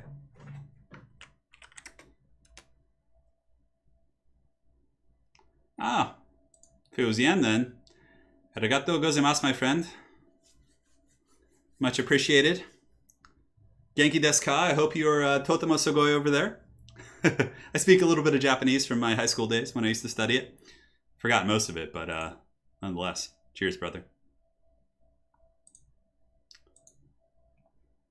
You know, I don't think I've had any folks from Japan play in my tournaments. Can you explain the deal with Nicolander, the Blade of Scalariel? So that character is basically a spin-off. Creative Assembly, when they were doing all the rogue armies, basically took content creators' full names and just turned them into rogue armies. So Nicolandor is Nicholas. The Blade of Scalariel is very similar to my last name. So that's basically just like a spin-off on that. Just like there's one for Indie Pride, there's one for all kinds of folks. So an Orc Boar Chariot. Valnir, you might get one. Maybe. Yeah, and just like we thought, Zablonsky picks High Elves. I would imagine Alariel is going to be trying to Arcane Unforged, the Greenskin Lord. And yeah, Dragon Princes and Silver Helms are pretty good against Greenskin Cav and Infantry, so we'll see. But again, Satsuma's a really, really good Greenskin player, so I'm pretty sure he'll have a build for this. We'll see how it goes. He might go Dark Elves. He'll probably go Dark Elves if this obviously if he doesn't win here and it goes to game 3, he might go for Dark Elves. I can see that happening for sure.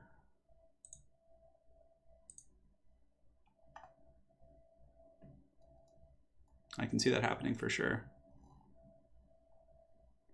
Calamar Cinderpaw, how late am I? Thank you so much for the 20 SEK. You're not that late, about an hour in. You missed the first best of 3, which was really good. Super good games between Random Nicks and Chief. And now we're on the second best of 3, which has been a good series so far as well. Soothsayer got added to the game as well. That's really cool. So basically there is if you want to play in a new player tournament, there's someone who is already doing a super good job at that. If you go to my son Herbert Walker, I think he runs it, if I'm not mistaken. He runs a fresh recruit tournament where newer players play, and you have to be like a newer player. So if you want to join my Discord, there's links to his, and then you can go over there and play in that. But my tournaments are open to anyone. Anyone can play. So even if you're new, you can go in and get stomped. And it's one way to learn. Honestly, that's how I learn pretty much all my games. When I first started playing 40K, I would just go and play against like top tournament players and just get dumpstered for weeks in a row until I eventually like learned the tricks and tips, and that's how I got better. So it just depends. Yeah. They've wronged us. Red Baron, yeah, there's a couple of people who do that. I think I saw Shetland Apache doing something like that. Yeah.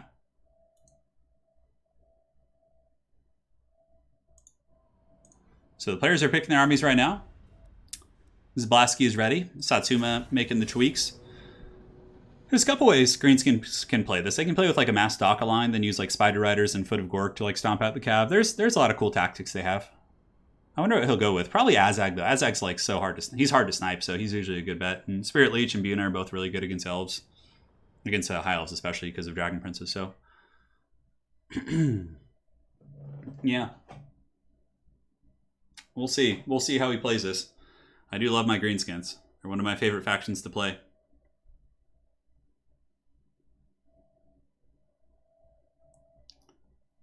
Yeah, and if some of the mods want to drop a link to my son's Discord, we could do that. Or again, you can join mine, and then there's a link there.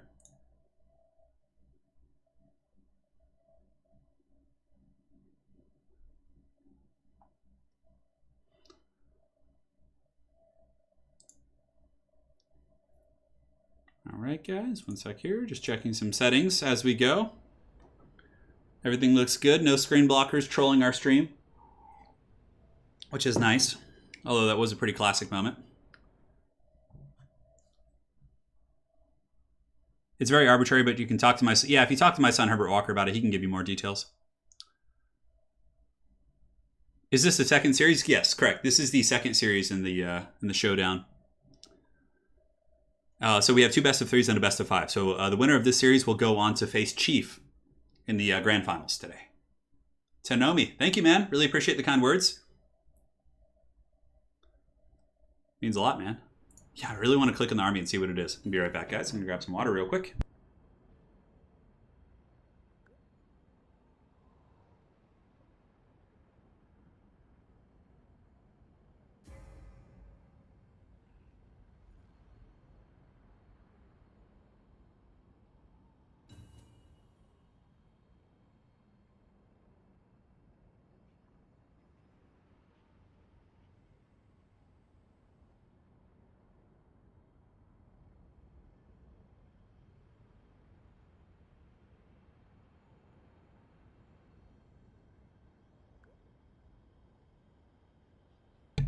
I return. Let us do battle. Here we go. Zablonsky versus Asuma. Currently, Zablonsky with a very scrappy win over the Dwarves is now up 1-0. If he wins this, he will be advancing on to the finals to face Chief to decide the fate of the final ECL qualifier. We will see how it goes. Certainly very excited. Pillar Bone, one of my favorite maps. It's a classic one. Relatively close quarters, but ample options for flanking and terrain blockage and all that kind of good stuff. So see how it goes. I think it's actually a greenskin map, so perhaps it'll lend some of the Wa power here to Satsuma to get back in the series, but you never know. You never know. Satsuma, of course, a very, very good player, so certainly could happen.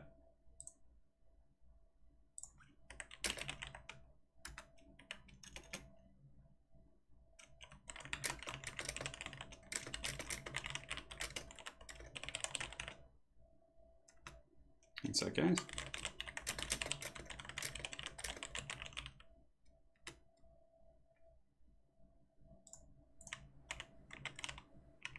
All right, 1 second here.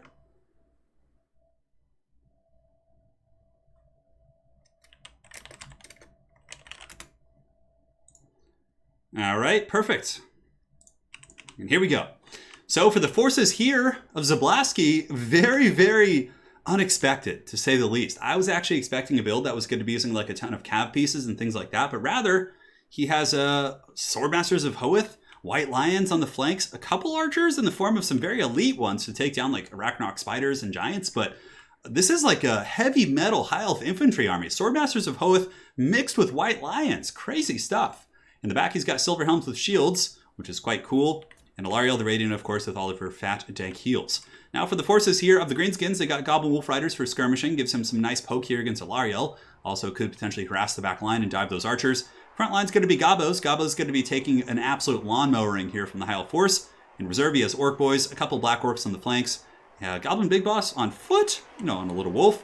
Wurzog dancing, he's got the moves with all the sniping spells and Brain Buster, and 2 Giants. So it's going to be Giants just beating down these infantry. Now, the archers, of course, will kill the Giants rather quickly, but the Giants are a pretty hard counter against all this infantry. So it's really going to come down to how efficiently used those... look at that.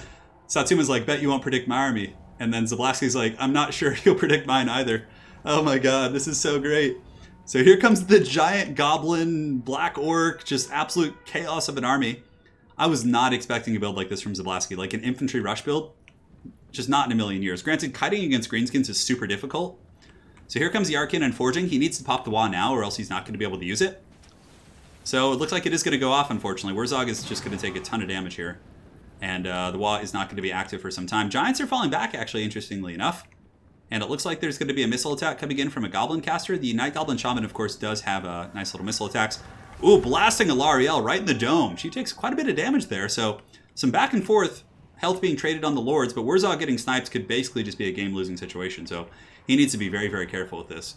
There are some Silver Helms up in the hills here, hiding in the trees, but Satsuma reacts very quickly and is able to pull back before he gets charged, so for the most part, he should be okay there. Now, Goblins preparing to engage in the front line. Giants are now waddling forward, and the Black Orcs are going to be kind of saturating on top of the Goblins. No, Goblins are actually pulling back. They're a little bit quicker. Maybe some of the lads could like work up and around the flanks. Some of the firepower, of course, going into the Black Orcs now, but I think the Greenskins need to just like push in. They just need to get it all in there nice and good. So even with the Infantry Corps, a Brainbuster coming down here. Nice one right there, hitting these Sisters, doing some decent HP damage. And for the most part, the Silverhelms are doing a very good job fending off the Greenskin Skirmishers. They're being chased back pretty hard. Silverhelms will, of course, take a little bit of damage in return. But it seems like Wurzog is content to just kind of spam missile attacks here on Alariel with the Goblin plus Wurzog. But, the longer this is delayed, Alariel might be able to get another, big nuke off on Wurzog using an Arcane and Forging, which would probably just, like I said, just be the doom of the Greenskins. So the Giants are here, Goblins are here, Black Orcs are here. They're ready to party. These Black Orcs are just getting absolutely destroyed. I guess he doesn't mind, I guess about Black Orcs taking that fire, I suppose, is better than the Giants. The Sisters have pretty good ammo, though, is the thing. They have 17 volleys here, they have 16 volleys right here, so there's going to be plenty of ammunition. And still just kiting the Silverhelms in the back, the little Goblins are able to kind of juke them out. Maybe come back up and engage here. Oh, a nice Brainbuster right there! The Sisters kind of get staggered here. The Goblin Big Boss comes in, and the little Goblins are now chasing, so I would imagine the rest of the Greenskin army may follow up here. Alariel a little bit low as well. She does get a nice gooning attempt here on the Goblin Big Boss, and of course Goblin Big Bosses are pretty pitiful in terms of their HP and defensive prowess, but he's going to be getting chased off there by the Pigeon Lady. Looks like she's pulling back up in the sky. Another missile attack coming in from the Goblin Caster in the back. The Wand of Jet has been activated, and I would imagine that's from Wurzog, actually. Ooh, another shot right into Alariel. She's taking quite a bit of damage, but the Goblin Big Boss is wavering. He's back now. But the Goblin Archers, all three of them are here as well, and the Silverhelms are nowhere to be found. So with ample splitting and pressure, perhaps, he's going to be able to get in there. I feel like the Greenskins maybe should have just taken more of an aggressive fight rather than kind of play this cat and mouse game here. Just like push in with everything and just hope for the best. I guess that's like how Greenskins roll in general, right? But anyway, Sisters are now shooting in, going after the Giant. The Giant is taking some shots in the back there. Certainly not happy about that, but still eager despite that. Giants, of course, have insanely good leadership. The Wa is not going to be active because you have to be in combat to recharge it. Alariel is basically trying to fly over and get another Arcane and Forging on Wurzog, which would just be brutal. Just absolutely brutal. So missile attack coming in. Wurzog going to be shooting at Alariel once again. Here it comes to 2,300, down to 1,800. She's really low, actually. And now you can see her healing cap is actually visible.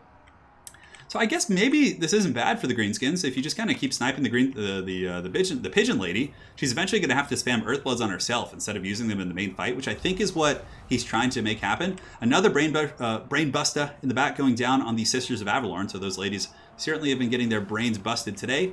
Some of the Gobos have engaged Orc Boys, but for the most part they're just kiting back, trying to pull them back into the Giants and the Black Orcs, and just trying to, very, very much a game of cat and mouse. So Earthblood going down here, but it's not going to heal too much. Like, these guys are full health, so that Earthblood isn't going to be super cost effective. And here comes the Everqueen's Court Guards and the Sisters. And the Giant's now engaged in combat. So it looks like he's committed to the fight. Black Orcs are going to be taking the engagement here. Wurzog thinking about fighting as well, trying to recharge that Wa, but it's a little bit risky to go in by himself. Maybe if the Goblins come in and kind of help him out a little bit, it could be a little bit more solid here.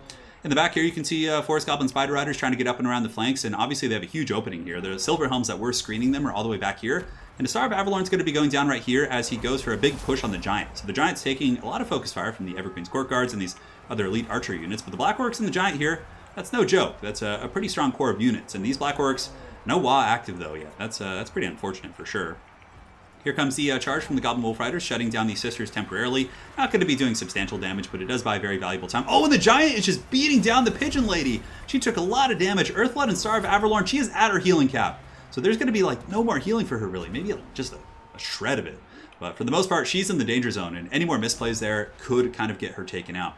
So here, Black Orcs fighting the White Lions. Frontline fight is a bit of a wash. The Warlords boys, of course, going to the bitter end here against the Swordmasters, and probably going to be a bit of a precarious situation there. But the Giants are in decent shape, considering that the Sisters are a little bit compromised and also a little bit low on ammo. And if the Giants are healthy as this game progresses, I mean, there's nothing here aside from the Sisters that can deal with them. So I think if Satsuma puts like all of his resources into trying to shut down these archers back here, that would be a really, really solid play for sure. So some of the Goblins are pushed off. Silverhelm's back here still screening pretty efficiently. But yeah, those sisters are not shooting right now. And those giants are just kind of hammering down on the high elf infantry. And some terror routes could come into play as well. Swordmasters are not immune to psychology, so that is potentially an issue. Nice Earthblood right there is going to be healing up most of that army. But now Wurzog, as well as the Goblin Big Boss, are in combat. Oh no, this is a little bit tough though. The sisters are back online. Brainbuster going down right there. Nice one, just nuking the Sisters of Avalorn. But still, they're really tearing into this giant now, which again is the big issue. There's still a lot of skirmishing elements back here. I mean, I think with the Wolf Riders on all three sides here, there's one here, and one here. He should be able to put enough pressure to shut those ladies down. Black Orcs are running for the hills in some respects. Of course, it's really going to come down to the giants to either win or lose this game here for the Greenskins. I don't know about the missile status here of Wurzog and the Night Goblin Shaman. I would imagine that there's still some missile pressure to be had.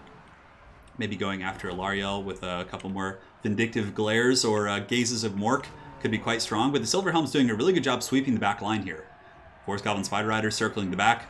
Zablonsky not relenting, really letting those Silverhelms kind of sweep up the back line. And the Sisters are somehow, some way, still alive. As far as ammo, 4 volleys here, 8 volleys here. Should be enough to kill a giant at the very least. Killing both giants, maybe not, but it's still very, very good. Alariel flying over Arcane Conduit, going to be going in and gooning out the Goblin Big Boss. A really good play. Zablonsky, good battlefield awareness, seeing a very vulnerable target there, which is one of the few fights Alariel can win. So she gets in there, she bullies the Goblin, he's forced back. That is a heroic unit that is no longer here. So now the Giants are pushing forward. One of the Giants getting melted by the elite archers, and you can see the Giant falls. Down he goes, peppered with arrows by these elite ladies in the back. And the other one's going to be chasing, but he can be pulled apart now. The only way that the Orcs really had an opportunity to win the game was probably, killing the Sisters somehow. And he didn't really have too many tools to deal with that. Like maybe some like Orc War Boys and something else could have gotten back there. It's hard to say though. I don't know. So I really actually did like Satuma's army, and it had a really, really good teeth here against the High Elf army. But yeah, the archers being able to stabilize the whole game was really, really good. So here we have a bit of a gooning attempt. We have Wurzog and his boys trying to clean up this fight here, but there's a pretty healthy group of Swordmasters coming in, and the Swordmasters will make mincemeat of these Goblins. These Goblins are going to just get decapitated. It's going to be a really, really bad time for them. So we have Wurzog, dancing around the battlefield. Not too much he can do at this point. I mean, there's still a giant that's somewhat healthy. Star of Avalorn going down back here is quite good. And Sisters of Avalorn are not bad in combat, especially the Court Guard. They have 47, 60, 32. It's a pretty good stat line. Some Goblin Wolf Rider archers trying to help that giant fight a little bit longer. And actually, some of the Sisters do get terrified off. I mean, I'm trying to think if there's any way the Greenskins can get back in this. I just don't think so. There's just so many elite High Elf troops left. I mean, the Swordmasters are here. There's another group of White Lions there. There's a full health group of White Lions here. I just don't see this giant doing that much damage, especially when there's still some ammunition left. And he's definitely in the danger zone here. So Zablonsky's archers charging here. Both players with very off-meta armies, but certainly made for a very interesting battle between these two. But the giant is being taken out. So a lot of people say High Elves never win, but here you go. And also we had Aerocrastic, had a very good run with the High Elves in the faction war. High Elves certainly have some teeth. So here comes the giant. 18 leadership, taking some peppering shots here. 3 volleys from the Sisters. 800, 785, very low in HP. Wurzog can dance, but he can only dance for so long. And that is going to be all she wrote. Zablonsky versus Chief in the finals. There you have it, my friends. Very well played to these two folks. That was a great series. And that is going to be a 2-0 victory for Zablonsky, who will be moving on to the finals to face Chief. I believe Zablonsky's been in the finals of the ECL qualifiers several times. So let's go ahead and do this. And upgrade it to 2-0. And we'll go back. GG, well played. My Mimi gamble failed. Hey, Satsuma, it was a good gamble, man. It was a great game. And you played like an absolute champion. Swordmasters reign supreme. Zablonsky, stay here. And then we'll go ahead and update the scoreboard now. So very well played to those two fine gentlemen. So let's go ahead and update the bracket for today. Zablonsky will advance to face Chief. And now we're going to go back to the tournament scorecards, and we're going to update all this goodness here. So Chief has also been in a fair amount of the qualifiers. So this is the last scrap of the ECL Season 4. And then we have the Grand Finals, which I'm very, very excited for. Yeah, those High Elves did some work. Yeah, the infantry really did. So we have a couple donations coming in. We have one coming in from Spartacus for the fiber. No message, though. Oh, did he do a sticker? He probably did. Let me check. Yep, one of the disgusting stickers. Yep. Thank you, Sparty, for the donation. Hope your streams are going well. And tomorrow, guys, make sure to tune into Italian Spartacus's Warpstone Cup, which will be starting around 11 or noon, probably. Same as mine, I would imagine. And then we have a donation coming in from Shen Zero for 5. I'm a campaign Total War player, but I pretty much exclusively watch you for multiplayer content. And golly gosh, I love it so much. Keep up the good work. I will, man. Thank you so much for the very generous donation there. And glad to entertain you, man. I have ECLs after every DLC. So basically after this one, so let's see. Satsuma's saying, all right, I got an AFK for a minute. Chaff was irrelevant, and man, I ate the Arcane Unforgiving. How long have I played Greenskin's Weird? I had a massive misclick on the first second of the game. Accidentally moved my whole army instead of just archers. And that's when I ate the Arcane Unforging for free. Yeah, that was rough. That's oftentimes why you see like Dock Alliance for Greenskins, because they can like poke a Lariel and then you just like blast her in Effigy and it's like you can nuke her instantly. So Chief, if you're watching, let's go ahead and get you in here. And for the first map, we'll do the do Svartsofen. Actually, let's do one. We've been doing that one a lot. I'll try and do something a little bit different. We'll do the Sword of Torgold. I love this map. So Chief has been invited. Here we go.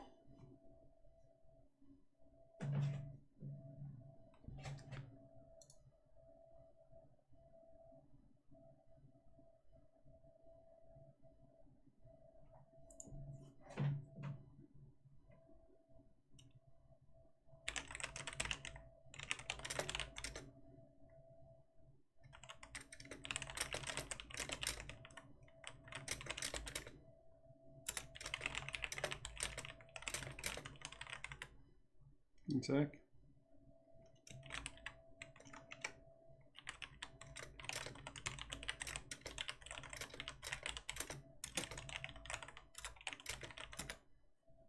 All right, cool, looks good. And thank you guys all for your support. And Tanks says, hey Turin, did you see that CA said DLC would be April or May? Is that what they said today? Oh, well, it's a ways off. Yes. This is the map, Chief. We're going to be on the Sword of Torgold.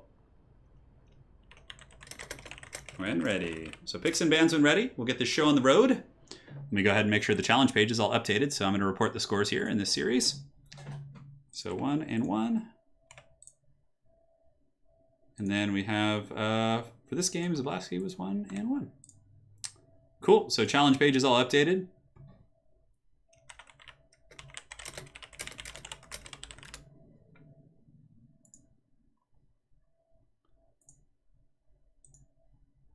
Cool.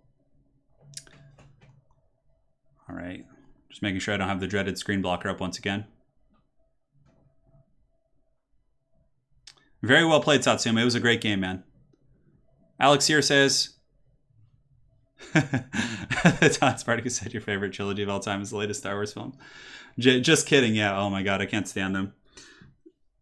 You know, as far as the new Star Wars movies goes, I don't want to get into a whole rant about it, but the one thing I enjoyed of the most recent one was the fact that Palpatine is back. That scene, his shit made me laugh so hard.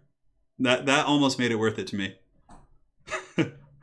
What's the greenskin unit you're most excited to see? I have no idea. I don't know. Are they confirmed for the next one? But I mean, I don't know. What are some greenskin units we're missing? Like, I don't even know, really.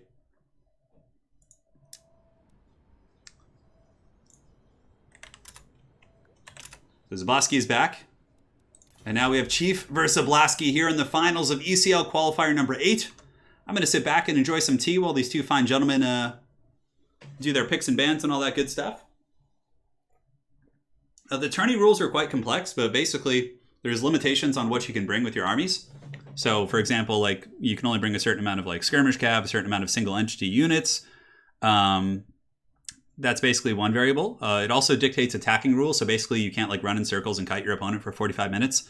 You have to always be attacking with something. There are specific parameters. You can't line camp, so you can't use the edge of the map as a border like people do in campaign against AI. You can't do that. Yeah, Lore Master of Sotex here. So as a matter of fact, he can answer your questions about what greenskin units we're missing. The Snotling Pump Wagon, big Stabas. Oh my God. Yeah, I mean, I'm excited. Greenskins are one of my competitive factions I play when I'm like in a best of 3, so I am very excited for them to get some treats. Doom Divers would have actually been really good there, believe it or not. There's an issue with Quick Match right now. It should be getting fixed soon, hopefully. So let's see this. It says Zablonsky's going Empire. Or no, he's Dark Elves. Yeah, so it's going to be Dark Elves versus Empire. Yeah, because Chief went Empire and he banned Dwarfs and Wood Elves. So we have Dark Elves versus Empire here in the first match between these two fine gentlemen.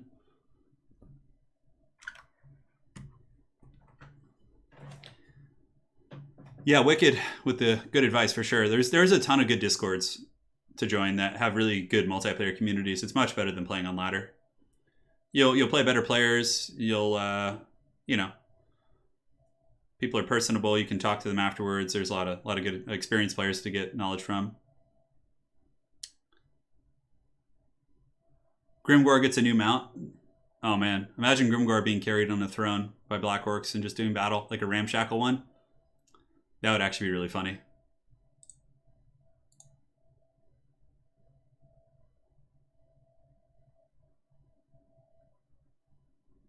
All right. Oh, some delicious water there. We'll see what they pick, though. I would imagine we're going to see some Scourge Runner Chariots, the scourge of multiplayer. Although they have been nerfed. They've been nerfed pretty good. My first live stream, says Craig. Watched all your previous vids. Epic work. Hey, man. Glad to have you on the stream. Craig kicks in. Hope you're doing well. Yeah, Grimgor needs some help. He's a bit of a poor guy there. He's seen better days. Greenskins need a ton of new lords and heroes, says Lore Master of Sotek. Grimgor should be like Throg size, you know, and like have that same mass. So quick battles work on the live version, Gripperino, but basically there's a bug in multiplayer that has something to do with when units get experience. It basically like screws it with their stats while they're buffed. It's a really stupid bug. So basically there's a beta right now that fixes that, and that's all of our tournaments right now are being played on the beta. So there's most tournament players and multiplayer people are playing on the beta, like with, you know, in Discord communities, rather than using the quick battles right now because of that bug. It's pretty game breaking. So until they make that a live version, this beta will go live soon, I would imagine. That's why there's not too many people playing quick battles on regular. Zablonsky should bring a Medusa on a shrine. The Medusa on a shrine isn't bad, actually. Yeah. It looks like the players are ready, so let's start this battle. And here we go. I'm going to do some stretches back here. Oh, my old bones ache. Thank you for joining, guys. This is the best of 5 finals. Let's see who shall claim the final spot. Some serious competition to join for sure. But very, very excited for the ECL Grand Finals. So like I said, for the Grand Finals, we're going to have the round of 8. And the round of 8 is going to be offline. And we'll do, when we get to the top 4, we'll do the ECL Grand Finals. So all of the ECL, like, you know, round of 8, round of 4, all that stuff will, or whatever the next round is, will be as videos. So it'll hopefully build some hype and everything, and we'll go from there. It's so hard to schedule 8 people's schedules, especially when they're all in different time zones. Scourge Runners are coming. Scourge Runners did get nerfed, though, in this beta, for anyone who's wondering. They got a massive HP nerf. They lost like 1,000 HP, so they're much squishier now. I think they also had the ammunition nerfed. I can't quite remember. So, I mean, they're still good, but they're not as oppressive as they were before. And Empire has some good tools, like Pistoliers and Outriders are pretty good against Scourge Runners. Like, they can chase them and shoot them while they're chasing them and usually get some pretty good value. So, it's not what it once was. All right, guys, so let's take a look here at the forces here of the Dark Elves. So it looks like 2 Shades going to be bringing the AP against the Empire Cav and Lords. Front line's going to be Corsairs with Hargoneth Executioners being brought. Usually you don't see that against Empire, but still should be good. Bunch of Cold One Knights into the Sunset. Again, very common in this matchup. Cold One Knights are great against Empire Cav, and Marathi up in the sky as well with all of her debuffs. Soul Stealer, Power of Darkness, and Melkoth's Mystifying Miasma. Very, very cool. Now for the forces of the Empire here in Chief, it looks like he does have a great cannon in the back, which will be quite nice to shoot into those Cold One Knights the entire game. And for the front line, he's got Flagellant, Sigmar Sun, Swordsman, so basically state troops with some unbreakable kind of buffering as well. And he's got a pretty big archer line, actually. Look at this. So Huntsmen. Now, are they Huntsmen? Archers, regular archers, yeah. And whenever I see Chief, I think Chief almost always plays a very wide build. So in total, he has 4 or 5 archers. These guys are like dirt cheap. Pretty cool stuff. Spearmen, 1 group of Pistoliers. Franz up in the sky, I would imagine. Yeah, Karl Franz with a Jade Wizard with the healing, and Demogryph Knights with halberds to kind of screen. So it's a very defensive build for sure. He's not going to be pushing out. He's going to be sitting on the cannon, trying to counterpunch. And honestly, the archers will probably trade pretty well with the Shades, just with the sheer numbers and how cheap they are. And yeah, we're going to see. I really like this build from Chief. It's pretty unorthodox for sure. Not something you would often see. A lot of times Empire will contest the Cav game, and then you just have these like big Empire cockfights. But It's not often you see like a very archer-heavy build like this. So very excited for this. Let's see. Yeah, we are... Oh, I'll tell them after the game. So we are in single ban. So basically, after this... yeah, it doesn't matter anyways. We'll get them straightened out after this match. So the Empire cometh with their horde of haggard archers, not as haggard as the Bretonnian archers, although I think Bretonnian archers are actually better than these cheap archers. But again, they're cheaper, so it's a whole different kind of classification, basically. The pretty elite Dark Elf front line, though, from Zablonsky, for sure. It will do well. Corsairs will trade efficiently with swordsmen, with flagellants, with Sigmar Sons. Harganeth Executioners will obviously be a pretty big target for the Empire. I mean, they might just put all their archers into them and then use cannons to shoot Cold One Knights. Trying to shoot Marathi is fun and gamey, but she's so swift. A good player like Zablonsky is going to be able to juke most of your shots. So I think shooting the cannon into the elite infantry or the cav units is probably the right bet here from our friend Chief. So the battle's underway. The Dark Elves, of course, advancing. The Empire does have the cannon here. It looks like the cannon has been left in the back here. The Spearmen are advancing up, so maybe he's not worried about being flanked by like Dark Riders or anything like that. And the Spearmen are going to be pulled forward. So the cannon is now shooting. Let's see if we can kind of catch a glimpse of what it's shooting at here. Maybe a little bit obstructed by its own spearmen. But what are you shooting, cannon crew? There you go. First cannon shots are torn downtown. And where are they going? It looks like they're going into the Harganeth Executioner, so they do miss. First shot is unfortunately a miss there for the Sons of Sigmar, but nonetheless, should get in there eventually. So here comes another shot, ripping into the Harganeth Executioners, and it looks like they are able to, by the luck of Cain, dodge both of those shots so far. So the cannon going to keep shooting into them, I would imagine. Then eventually we'll start ripping some shots into the Cold One Knights as they get into range. The archers have a really good concave as well. They can shoot into this little valley right here, this ravine, as these guys do advance. But I would probably 100% put all the archers on the Harganeth Executioners. Try and soften them up. Chief coming in as well with the Empire Captain on foot. Seems to be one of his signatures. You almost never see that. And those shots, wow. 3 cannon shots kill 1 Harganeth Executioner. Pretty unfortunate there. Pistoliers here being chased down. Marathi did use a Malkos to try and get him, but they are going to be able to get back, so the magic from Marathi not doing too much work there. And now the archers are shooting into the Corsairs and the Harganeth Executioners. And yeah, this Empire Captain is going to have his work cut out for him. I mean, these brave Sons of Sigmar are going to have to hold against some very, very elite infantry.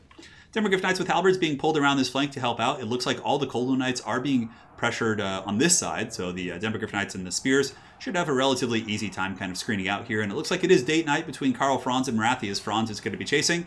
Oh, really good Doom Bolt here. Doom Bolt, Wand of Caridon, or whatever it's called, is going to be coming down and slamming into the Jade Wizard. Is he going to be able to dodge it? We'll find out here in the next episode. 2,500, and he does dodge it. Okay, very, very good play there.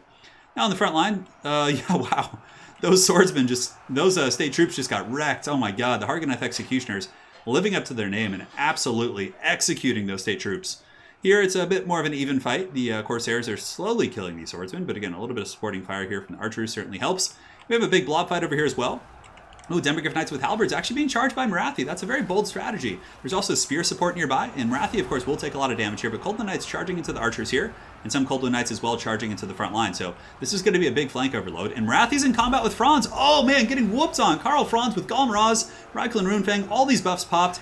And man, oh, Zablonsky's losing Marathi. She's terrified. She's running from Franz. She's at -50, -27, just getting absolutely pounded. And this could be a pretty quick victory for the Empire. With Marathi going down, Marathi is down for the count. She is done for.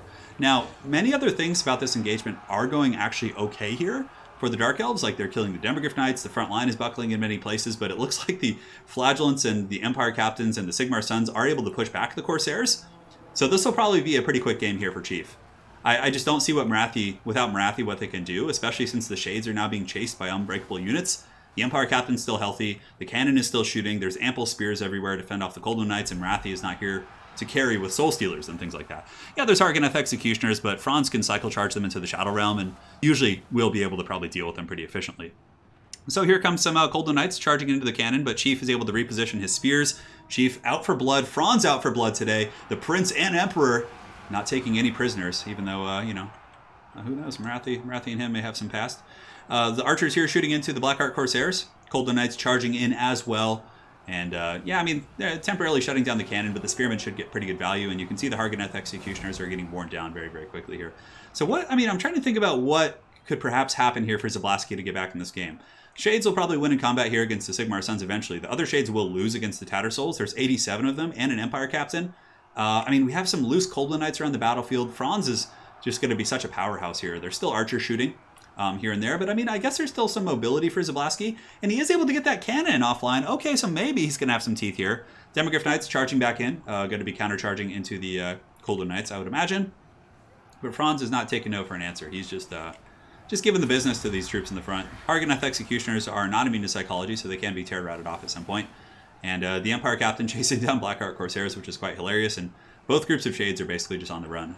They're not having a good time. And now that the Executioners break, the Coldland Knights are pretty much in tatters around the entire map. That is probably going to be army losses rather quickly here. I don't think there's any chance for Zablonsky to come back. I think Chief gooning out Marathi was a game-winning play. On top of that, the Empire front line doing surprisingly well with the Empire Captains was quite big, because then the Shades are just running the entire time. These expensive archer pieces are not shooting because they're being chased by a bunch of haggard fanatics, which is glorious. These shirtless, angry Tattersouls coming for blood. Balance of power, almost point of no return. A couple Corsairs coming in, going after the archers. Should be able to kill those guys, but there's a ton of spearmen and state troops chasing them. Should be able to wear them down. Pistoliers are kiting the Harganeth Executioners. And the Shades have almost made it into combat. They might kind of park and take a pot shot here. It's probably going to be one of the first volleys they've gotten in a while. And it looks like the Pistoliers are going to take that pretty hot. Yeah, and get pushed off. But here comes the Spearmen with shields, the inevitable pressure of the Sons of Sigmar finally catching up. And yeah, this poor Empire Captain just being kited. Corsairs are pretty fast. They have 40 speed, actually, so catching that is going to be very, very grim bones. And Franz has to be careful. I mean, if there is a way for Zablonsky, it's if Franz just gets gooned by the Shades.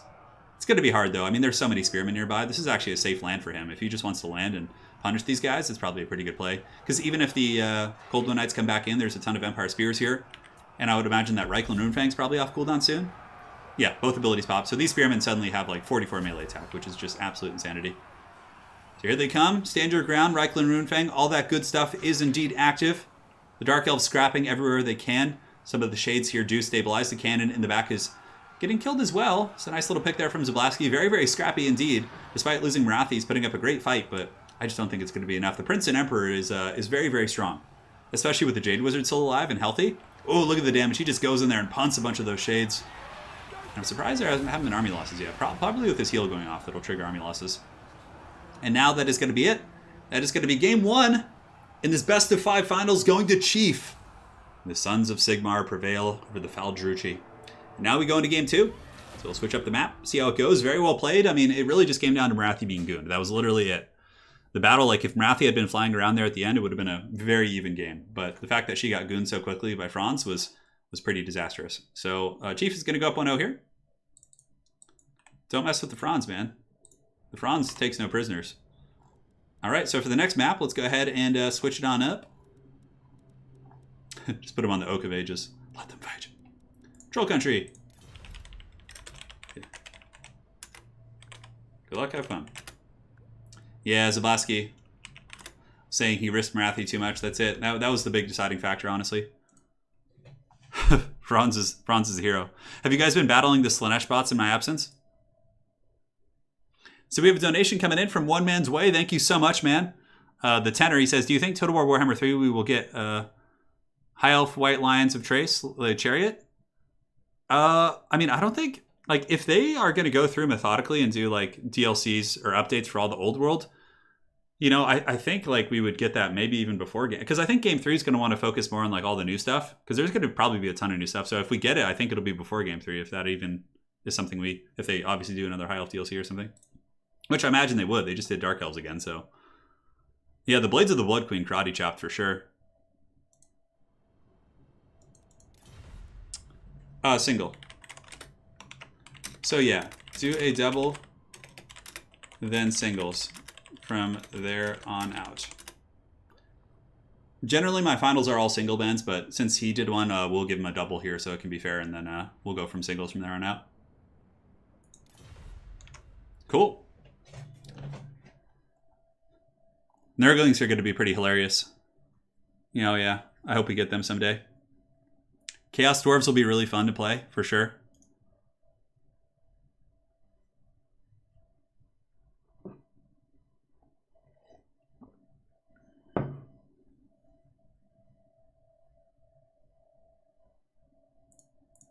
Alrighty. Let's do it to it. There goes my hero. Cartoon Empire. I'll try and do that when the timing is right. if there's a moment for me to sing "There Goes My Hero," I will do it. But it needs to be natural. Like when a Gorbel is like running for an epic save or something. It has to be natural. So Zablonsky's going to go Lizards, and he's banning Tomb Kings and Dark Elves. Interesting. That takes away a lot of good matchups because Empire has already been played. So he can't go Tomb Kings or Dark Elves. I wonder what Chief will opt to do. Obviously not Beastmen, not Bretonnia. Those are like horrid matchups. Maybe Vampirates. I don't know if Chief plays Vampire Coast, but Vampire Coast has some decent tools against Lizards. So perhaps that'll be the case. We will find out. Which Chaos God is... I really like Nurgle and Slanesh stuff as far as like how they play in the tabletop. But I mean, I like all the Chaos stuff. I really just don't play Khorne.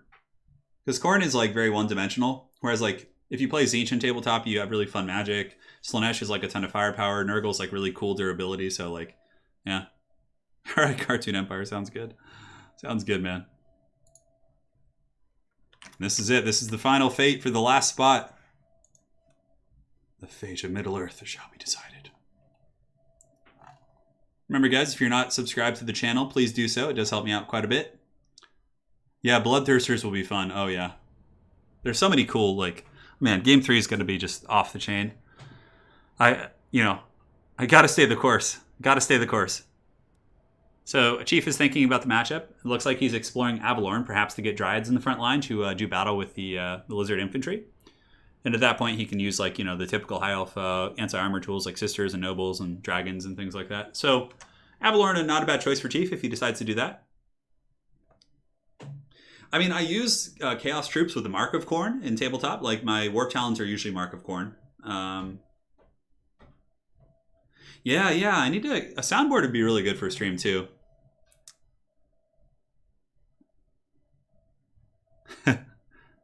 I was talking more so about tabletop, Griven. About, like, Khorne and tabletop. My favorite CA trailer? Dude, it's so hard. I love the Empire trailer, the original one. I really like the Dwarf trailer as well. I think it's pretty epic when Thorgrim's like, let them come. And then there's just, like, this ripping cannon fire. It's so epic. Yeah, so it looks like Chief is going to go with Avalorn, which is a really smart pick. The Dryads are quite good against Saurus, and they trade well with Skinks. And yeah, because typically High Elf Infantry get crumped in that matchup, so going with Avalorn is a good choice. And he's going to have, again, a lot of the typical anti-armor tools. He can have Dragon Princes if he wants to, play a Cav style of play. There's a lot of good things about this pick here. Eric Salvet. I would have to be more hyped up for that, for sure. Yeah. Man, 300, that takes me back. Isn't that crazy that, like, 300 came out in, like, 2006 or 7?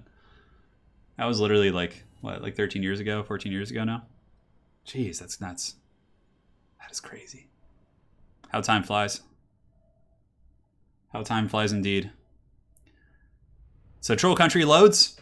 I just had some like sad, morose moment of just like dwelling on the past. The Troll Country is here. Here we go. Close quarters battle, relatively speaking, but both armies are happy with this. Bolt throwers and laser lizards don't really care about like huge maps. So this is a pretty good situation for both players. And now I'm going to be loading into the battle here. Yeah, the dwarf trailer had like cannons and things on the walls, and then you just can't do it. Yeah, that's really funny, Sotek. But yeah, I think the Empire trailer with Karl Franz is my favorite one. When it has all these cool battle scenes with like Demogryph Knights charging, steam tanks shooting, volley fire, and then suddenly Franz comes in at the end with like Deathclaw and just like defends the troops, and they all start rallying to him, and I'm like, that's just like, even though it's like one of the oldest ones, it's just like such a hyped trailer, I'm trying to think of other ones that I really liked. I mean, Vampire Coast is really fun too, but that one's more like comedic, I feel. Anyways, guys, here we are in the battle. So it looks like for the forces of the Lizards and Zablonsky, look at this. So he's got Lord Mazdamundi on the glorious toilet seat, and he's going to be rocking Apotheosis, Convergence, and Nets. The rest of the front line is going to be Skinks, couple Saurus, and the Legion of Chaqua to give missile resist in case there's a bunch of bolt throwers. We have double Laser Dino as well, so Laser Dino is going to give some honest firepower here against the High Elf core. And Boxagors! Oh, Fisticuffs, Mike Tyson Croxagors. I love it. So he has a whole battle line of Sacred Croxagors and some Feral Cold ones. Absolute anarchy of a build. It looks like it wants to be like a ranged defensive build, but then it also has like a rushing element of the Boxagors. Oh, so awesome. So now we take a look here at Chief's army. He's got Bolt Throwers. Bolt Throwers will be very good against Laser Dinos. He does also have Handmaidens of the Everqueen. So you guys wanted to see some underused units. 2 of the Handmaidens, they have really good AP missile attacks and anti-large and melee, so certainly good against dinos. Lariel the Radiant, for the front line here, it's going to be Spears, 2 Lothern Sea Guard, and 3 groups of the Phoenix Guard. So Phoenix Guard are going to be really good against those dinos for sure. But again, the laser dinos are good against Phoenix Guard, more or less. It's very much like, I have no idea how this game's going to go. Very off-meta picks from both players, but I love the Handmaiden pick. I think that's going to be really fun to watch. They're basically like nobles who sacrifice their melee prowess in terms of AP for a ranged variant of that. And of course, they have less armor and stuff. They only have 40 armor, but this is going to be really fun. So it is a high health box, of course. Should be pretty good against a rush here. I definitely like the build from Chief. I love the build from Zablonsky as well. Coming in with the dreaded Boxagors. Oh my god. Mazdamundi is going to be very good against this build as well. He has Ruination and Banishment, both of which can really wreck like halberd boxes and things like that. Like if you drop a single Ruination of Cities like right here, it's going to get you value somewhere. So there's some things about the Lizard Army that certainly have some serious teeth. And of course he has healing in the form of like Apotheosis and all that kind of goodness here. So yeah, we'll see how it goes. We'll see how it goes indeed. The Handmaidens of the Everqueen lurking on the wings, preparing to do battle. The halberds wait in the front. Boxagors will hurt them, actually. I mean, if the Saurus and Skinks can tar pit the Phoenix Guard and then the Boxagors can punch them, Phoenix Guard, in many ways, they don't rely on it, but they have really good physical resist. So the magic damage from the Sacred Croxagors will circumvent not only the physical resist, but also they have really good AP. So yeah, it's really going to be just a technical game here. But the box could be punished by the laser dinos as well as the banishments from the Toad King. So we'll see how the Toad does. High Elves are squaring up. 2 Bolt Throwers facing off against 2 laser dinos. It's going to take like 10 years for the laser dinos to go down from the Bolt Throwers. So honestly, Zablonsky probably wouldn't be... It wouldn't be foolish to sit and just trade with the laser dinos and use Apotheosis to heal him up. It looks like he's trying to snipe Mazdamundi. The Shield of Chaqua is active as well. So why are the laser dinos not shooting? Zablonsky needs to get those guys shooting right now. Like, they don't need to be getting this close, because then you're just in range for the Sea Guard and other troops to kind of shoot at you happily. Boxagor's waiting in the back. It looks like Feral Cold Ones as well waiting. And it looks like Zablonsky is going to be trying to snipe out the... Oh, and he takes out a Bolt Thrower instantly. Okay. So maybe he's going to try and force the High Elves out of the box, which is pretty hilarious with his laser dinos. The Shield of Chaqua, of course, gives... I'm sorry about that, guys. The Shield of Chaqua gives very, very good missile resist.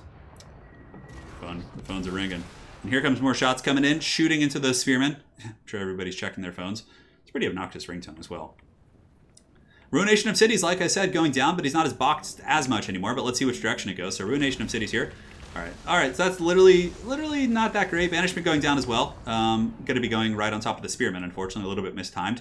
Going after the Phoenix Guard would have been better. But, yeah, I mean, it still tears through those guys and does well. One of the Bolt Throwers is actually fully offline now.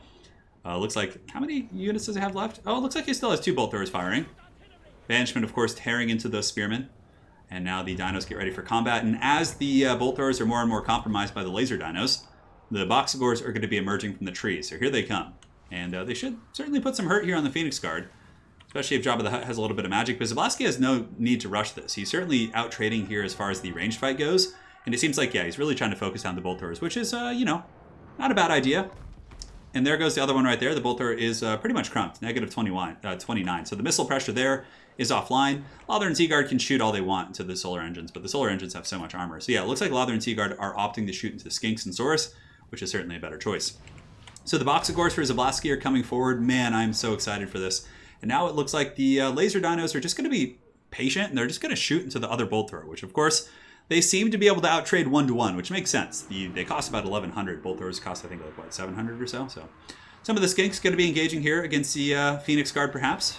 Maybe a bit of a hasty engagement there, but it looks like they're going to be opting to do that. And the Boxagors are going to be going into combat. The other Bolt Thrower here is now being pounded pretty hard here by the laser dino. So Gary and George just having an absolute field day. But yeah, I mean, if you're going to engage against the Phoenix Guard, I think you definitely need to get the Croxagors in there. Have them start doing the Hulk smash. Laser Dino still shooting in once more into the Bolt Thrower. That one was a bit of a swing and a miss. And the Legion of Chaqua holding quite well. Harmonic Convergence giving them some very good combat stats. And the Skinks are going to be turning and running. And now the Croxagors are going to be taking the Spearmen to town. Granted, Phos Protection being used here by Chief does give them some pretty good defensive capabilities against that onslaught. On the far side, basically it looks like Zablonsky is opting to kind of ignore the middle and rather is using his Boxagors to go on the outside and try and overwhelm the spear formations using the skinks and the boxagors on top of one another to really kind of wear those guys down. So here we do have one bolt thrower left. So the bolt thrower is just an absolute shambles. Laser dinos are still in okay shape, and the Legion of Chaqua has insanely good combat sets. Oh, look at that crossfire shooting into the flank here of the Phoenix Guard. I think at this point it is the right choice to just ignore the the bolt throwers for the most part. I mean, maybe rip a shot here and there just to re-break them, but and now we have Saurus going into combat. We have the Boxagors coming in. The Boxagors should be able to pound these guys down with Saurus support. If it were one-on-one, the Phoenix Guard would do very well. But, oh man, the laser dinos shooting down the formation is just nasty, nasty firepower here from Zablonsky. Lothern Sea Guard still shooting. Looks like another Ruination of Cities is going to be coming in. And really, the unsung heroes here for the Lizards are the Legion of Chaqua. Those guys are just holding firm with that harmonic convergence, really making them quite saucy. So Phoenix Guard here about to break. The crossfire coming in from the Bastiladons is just absolutely wrecking those guys. So one unit of Phoenix Guard is indeed fully broken off. Now there still is a couple of healthy ones. And mind you, the Handmaidens of the Everqueen are also shooting their AP missiles and are getting the Bastiladon a little bit low. It's something I've been neglecting to really focus on this game. My fault. But the Handmaidens of the Everqueen, of course, bring a lot of AP to the battlefield. And if the battle does become a late game scrap, they do have anti-large spears to fight against Crocscores. So certainly some teeth for both sides. Now, as far as the battle goes, these Phoenix Guard are pushed back. Chief doing a pretty good job keeping that steady focus fire with the Handmaidens onto the laser dinos. Granted, I mean, maybe shooting other things would be better. Just to, sniping the Toad perhaps. And it looks like, a lot of the firepower is actually switching to the Toad right now. Banishment does come here, but it looks like it, for the most part, misses the Lothern Sea Guard, who are going to be kind of readjusting and running from that particular position. Boxagors here, able to break down the spears, but there's a whole nother spear wall coming. It looks like Ruination of Cities is going to be used right here. And I would imagine the Boxagors and Skinks will be going in there to overwhelm those spears here in a moment. Really nice one, actually. Ooh, that did a lot of damage, actually. Quite a good Ruination. So the Laser Dinos are now getting engaged in mainline combat. Lord Mazdamundi is doing a wizard duel, a Harry Potter duel here with Lariel the Radiant. He's probably going to want to get out of that situation because the Legion of Chaqua will eventually lose this fight, and then he's going to be isolated, naked, and alone on his toadstool there.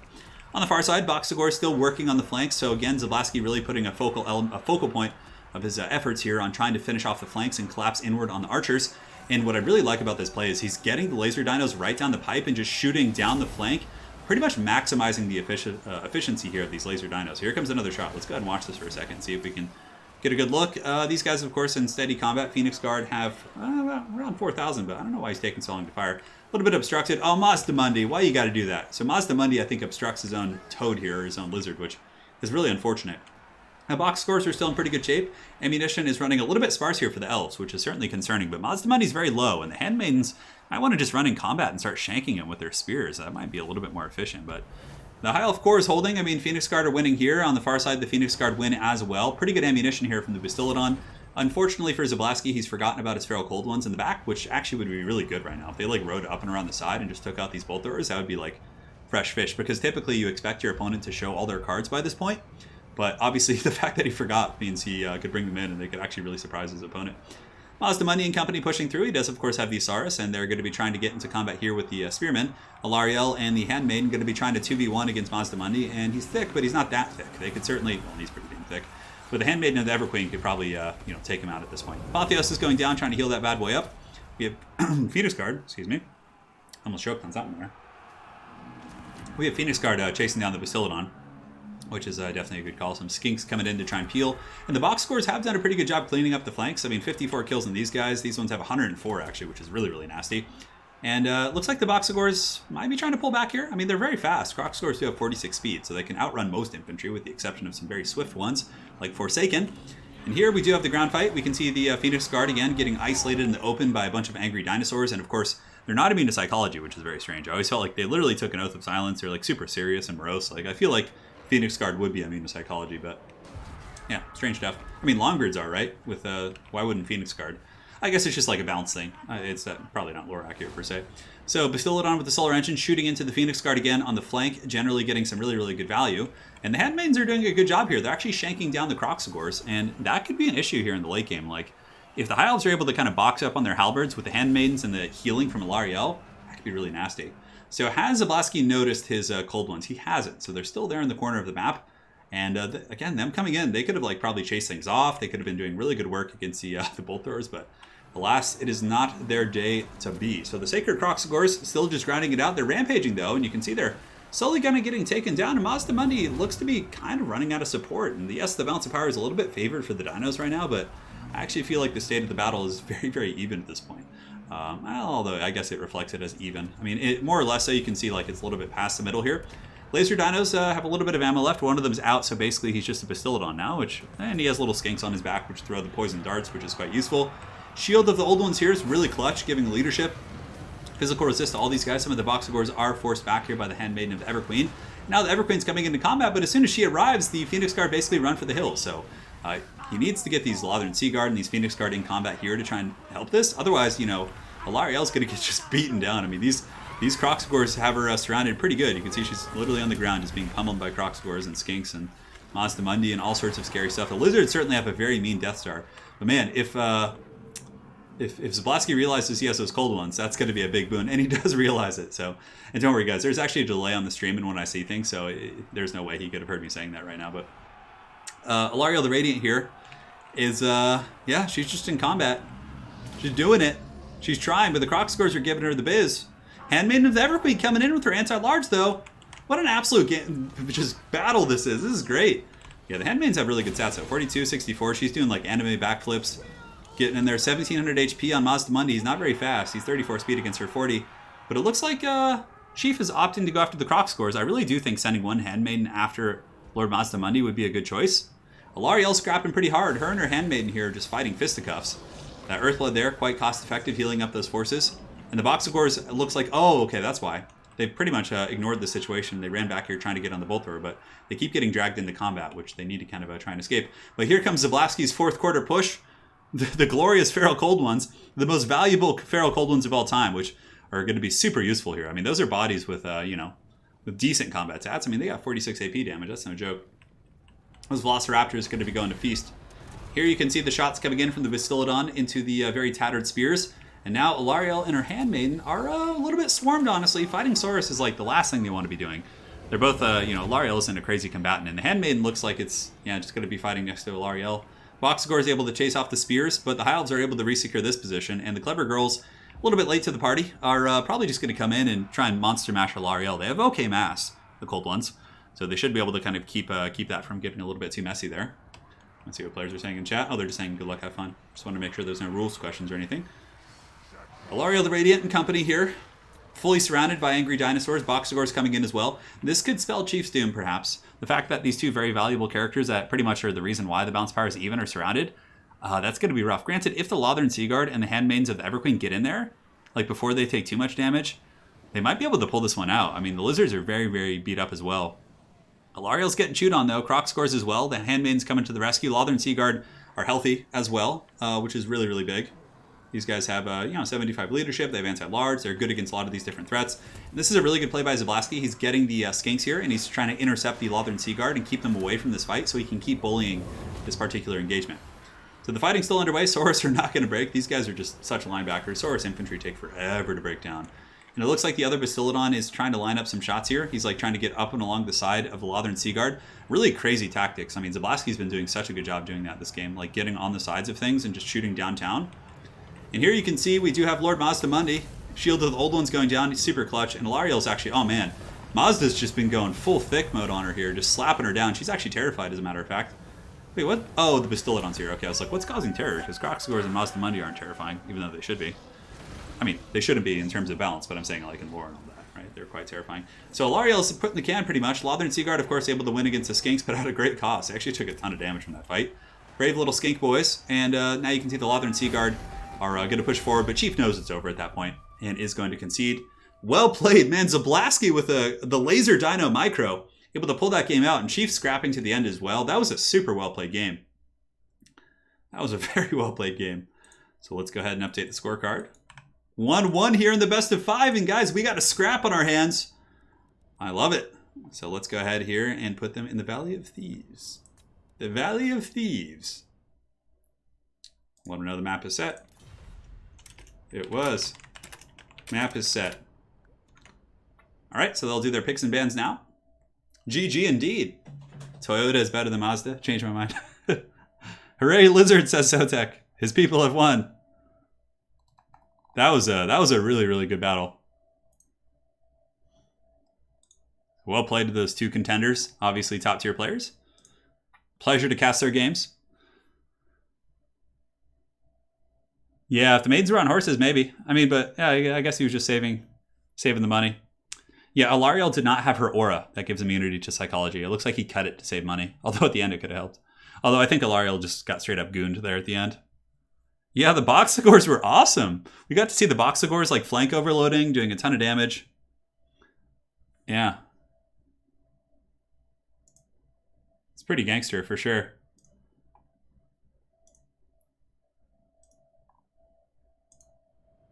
And now it looks like we have Skaven banning Beastmen. So it's going to be Skaven with the Beastmen ban, and Zablonsky goes for Tomb Kings. This is a matchup that I think is slightly... I mean, they're both top-tier factions, but the Tomb Kings rushes can be very, very tough to deal with, for sure. So that's something to take into account. Hold on, guys. I'm just doing some stretches back here. Oh, man.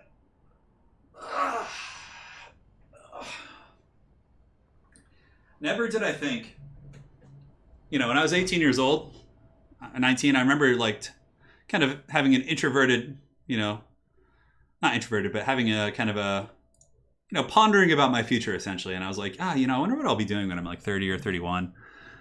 Like I'm probably going to have some, job in marketing or PR or I don't know, maybe be a police officer or something. And then here I am, 31 years old at 2 p.m. in the afternoon in my boxers, just casting video games for a living. Man, it's pretty wild to think about. Late night? Yeah, I know. The late night thing was left over from last time, but I don't feel like changing the title just because I don't know. Sometimes it like resets the notifications. It's silly. So Zablonsky is ready. It's good to go. Who would win, Nagash or Croak? Oh man, that's a tough question. Some heated debate going on in chat about if Nagash was weak or not.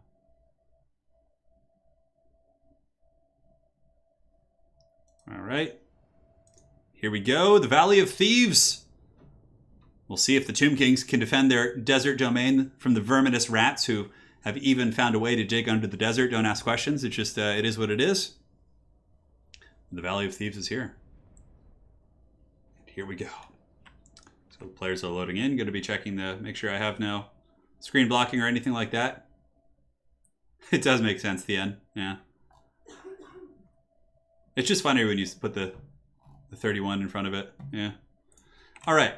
So pretty open field map, which is good for both Skaven and Tomb King. So clearly they're both happy about the situation. The way to play rats in this matchup, in my opinion, is for the rats to just have a defensive box with Council Guard and like Elpits and just like endure the charge. Although it looks like Chief going to be going for some artillery play, actually, which is quite cool. Let's go and take a look. So he's got a Warp Lightning Cannon in the back, which I would imagine is it could zap, but we'll get back to that. We'll look at the Tomb King since he's setting up over there. So wow, look at this. Sepulchral Stalkers, 2 of them. And actually, I've always liked them against Skaven. Even before they were buffed, I used them quite a bit against Skaven. More importantly, the Eyes of the Desert, because they were stalking back then. But now they all stalk, which is good. But they're good against Hellpits. They're good against Rat Ogres. They have anti-large. They're good against Doom Wheels and Flares. Their missile attacks can be quite punishing as well. I think they're a really good choice. He's got triple Ushopti Great Bow, actually, and not going for a rush at all. So this could be quite strong. Grand Hierophant Kotep on the DJ booth. So he's going to be dropping some sick beats on the Army of Chief, perhaps. Front line is going to be Skeleton Warriors, 2 groups of Skeleton Horsemen Archers, double Necrotech to heal up the various constructs, and some Carrion. Very strange army, very off meta for sure. The meta for Tomb Kings in this matchup is to just bum rush with like a ton of Nehekara Horsemen and those type of elements, but I really like it. I mean, because Skaven players, of course, can prepare for that. Now, for the Armies of Chief, he's going very wide. He's got Ikit Zap Zap Cannon, which will get murked horribly by the 3 Ushopti Great Bows, most likely. A bunch of rats everywhere, and rats, yeah, it's his army, just rats. Now, he's got Rat Ogres in the back, of course. Rat Ogres are a great answer against Ushopti, pretty good against constructs. They give you mass to buy time for your missiles. It's a great choice. 2 groups of spears, looks like Clan Rats. He does have an assassin, the Natty Bubo Sharpshooters. Double assassin, actually, to Grace here on a bell with Plague to summon some more rats, which is good. Solid army for sure. The double assassins can do some work. Really good at killing Necrotechs and other units like that. So, yeah, I like the armies from both players. You know, if the rats can also buffer, like move forward and keep the Ushopti Great Bows out of range of the Warp Lightning Cannon while shooting them with the Jezzails and things like that, he might be able to deal with that Jezzail play pretty well. Yeah, it's going to be an absolute scrap for sure. Chief really, really likes his wide armies. It seems like every game he has, like I said in the previous cast, he has a really, spread out force, which is strong for sure. I mean, going for narrow elite armies can pack some punch and the games will usually be quicker, but, wider armies are usually safer in my experience. Because like even if you lose something, it's not like you're losing a big important asset. It's just like that in like 40k. If you're playing like knights and you lose a knight, the game's basically over. Whereas like if you're playing like a horde army and you lose like 100 of these crappy infantry, it's not like a huge deal, right? It's kind of like don't give your opponent too many good targets to shoot at, basically, kind of thing. So up on the high ground here, you see the skeleton horseman archers poking and stroking, and the natty bubo sharpshooters are now going to be unleashing into the Ushapti great bows. But yeah, the casket of souls is going to wreck these rats pretty hard. Oh no! And the clan rats and Skaven slaves bunch up here, and oh man, the sharpshooters are just getting destroyed by the casket and great bow fire. Look at that damage coming in. Just look at it. Just look at it. That's absolutely brutal. That's a really funny YouTube series. If you guys haven't seen it, I forget the name of it's Ed Bassmaster, and it's the Look At It series. Just go look at it. It's so ridiculous. It's so dumb. It's like one of the first early YouTube memes. Nonetheless, Natty Boo sharpshooters are forced back, and the Carrion lurk overhead. So basically now the Carrion are going to chase them off. That's an amazing start here for the forces of the Gym King. Zablonsky getting off to a really good start. Granted, his Chosen of the Gods is taking a lot of damage, but at this point, like, he can spam restores to keep them alive, and then get Kotep to countershoot the Warp Lightning Cannon back here, and Kotep will be able to actually outtrade that. So the rats are making the right choice and rushing forward. If they keep trying to trade in the range game, they're going to lose. So rushing forward, defeating the very feeble Tomb King's infantry corps is certainly going to be the right choice, in my opinion. Oh, but look at this. Nice play there. He's actually able to save the Natty Bubos using some rat ogres, but it looks like, oh no, the Carrion nearby, just the mere presence of them, able to break off the sharpshooters once again. And now the mainline fighting is going to be underway. You can see here the Chosen of the Gods here from Zablonsky. Hang on, guys. I'm going to adjust my desk real quick. There we go. Desk adjusted. My standing desk. Haven't done that in a while. Chosen of the Gods getting a restore. Getting some heals here and there, but still taking a lot of damage from the Warp Lightning Cannons. And, man, he needs to make sure to chase off those sharpshooters. If those guys come back in the late game, that's going to be pretty disastrous. And suddenly I'm a little bit concerned for this Tomb King's army as the rats do kind of enclose in. The double assassins are going to be a pretty sticky, annoying threat to deal with. The Grey Seer Plague is also taking quite a bit of damage, but you can see here all the Ushapti Great Bows are basically lining up their sights and just gooning out the rat ogres, which is quite smart. Assassins engaged in combat. The Sepulchral Stalkers are falling back. Clearly they want to get in combat and shoot, or not get in combat, but allocate their firepower here against the rat ogres. And here it comes. Ooh, brutal damage coming in, just wrecking the Clan Vulcan tail slashers and also the ogres at the same time. So far Zablonsky's holding pretty well. Warp Lightning Cannons have gotten pretty good sustained damage here on the Chosen of the Gods, but for the most part, the other two Shopti are in good shape. And look at that, a big old vortex going down right there, finishing off the pressure from the rats. And the Tomb King seem to be holding this pretty well. There is some loose pressure coming from the side, but so far there hasn't been too much sustained pressure onto the Ushapti Great Bows, and they've been able to shoot quite happily. So here they come, probably going to be tearing apart the rat ogres, I would imagine. I mean, maybe going after the Grey Seer, but I think just finishing off the rat ogres is probably the right choice. The double Necrotechs fighting in the front line, giving a very nice boon in the infantry battle. Granted, one of the Necrotechs is taking some damage from the assassin, but two Necrotechs, these with the Wonder Woman lassos, should be able to beat down the rats. And it seems like the Skaven are in a bit of a mass exodus. You can see ogres are running in the back. The Giselles are just completely out of firing position, and the Ikit Zap Cannon is not terribly functional right now either. So it seems like the Tomb Kings are kind of clawing ahead in this game. Ushapti Great Bow is really firing in, doing some huge damage. The Grey Seer is down to 2,300 HP. Really nice rat summon here by Chief, though. He's able to get some clan rats back here to target the Great Bows, and despite the fact that he is ahead in this game, all it takes is getting a couple Great Bow picks to get back in the battle for sure. So this assassin is going after Kotep, and Kotep's HP pool is decent, 3,600. He's not like super squishy, but he's not super tanky either. And of course the Roomba is relatively slow, especially with a Skaven assassin on your tail here.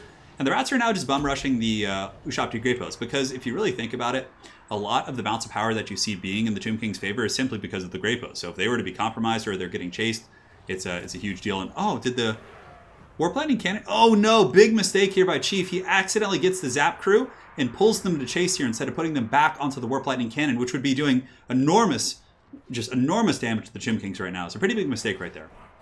Nonetheless, though, Ushapti Great Bows have gone into guard mode, and I would imagine they're going to be trying to rip some shots here into the Grey Seer, but the Assassin is getting some picks here. The other Ushapti a little bit tied up, but of course the rat summons will disappear in time, and I'm surprised he's not bringing the Stalkers back here to maybe try and finish off the Grey Seer.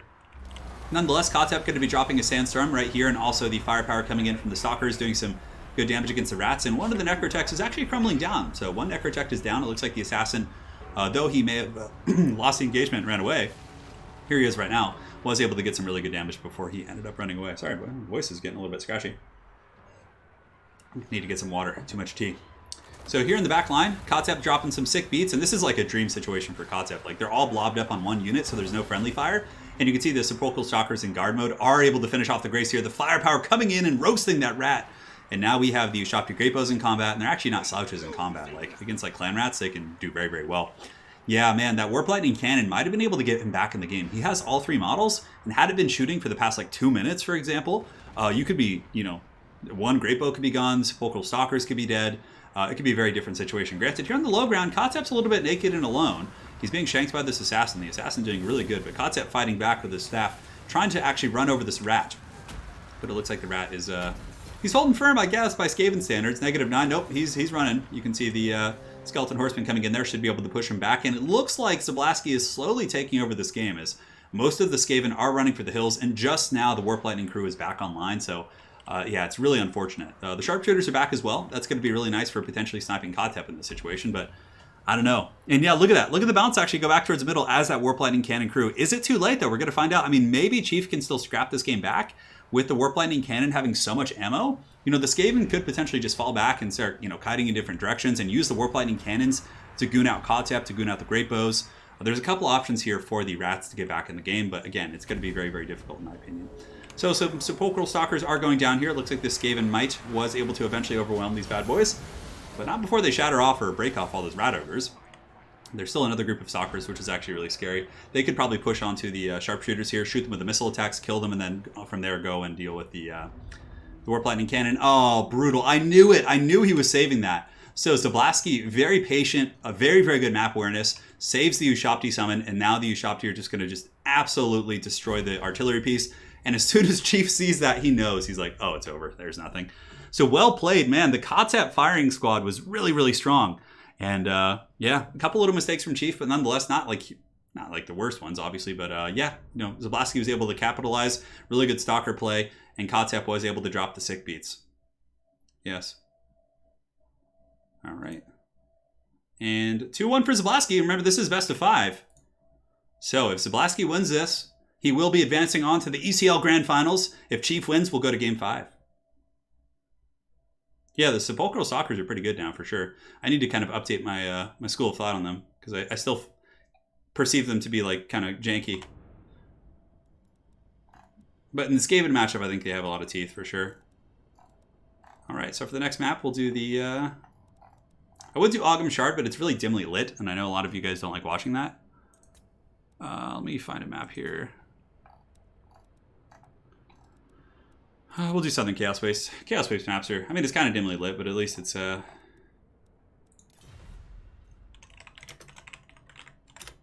make him fight in the north. Zablonsky says, I love kiting with Tomb Kings. Only a few expect it. I know. I thought it was going to be a rush. Usually against Skaven, I bring double Bone Giant. I kind of do something similar where I like don't rush, and it usually pays off. But GG indeed. Yeah, he dropped some solid beats. And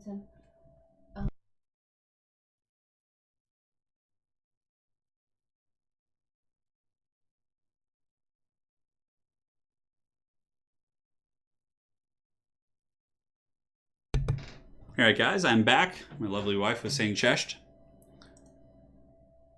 And we go forth to the finals. We'll see what they pick. So Zablonsky, thinking about his plays. Chief waiting as well. Waiting as well. Man, my voice is going. Anakin, I'm too weak. I can't cast any longer. So Zablonsky going for his strongest faction for Wood Elves, which is a very smart play. Now, what is he going to ban? Please ban dwarves. Just please don't make us watch that again. Oh god, not dwarves. Don't do it. Don't do it, bro, please. I'm too weak. I can't cast another Wood Elf first dwarf game, Anakin. Just regular sink water's fine. what? Yeah, I do it all the time. We're doing it. Thank you, sweetheart. Whatever sink water is poison. It's not. Double Bone Giants are good, yeah. They can do some really good work because they wreck the artillery and snipe ogres, and also they're big scary giants, basically. Thank you, sweetheart. Yes. I knew it. I was hiding the car keys. Yes. Dobrze. I'm holding on. I'm holding up fine. So Zablonsky bans Tomb Kings with his Wood Elves. Okay, interesting. So now we're going to see what Chief brings. What might shall he put forth to face Zablonsky's Wood Elves? I like that Zablonsky saved his Wood Elves for later. Yes, Nothrazim, this is the last series for the day. This is it. This is the end of the qualifier, and the winner will be going on to the grand finals. Zypho says Chief is totally going Dawi. He's more than welcome to. Look, I'm not going to fault him for doing it. I'm just more or less joking, but... Oh, man.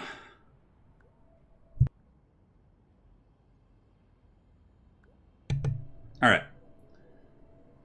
He says, oh, and Zablonsky realizes he already banned Tomb Kings, so who shall he ban instead? And then he's banning Chaos. Okay, so he bans Chaos. He hasn't banned Chaos yet. So banning Chaos and the Chaos Waste makes sense.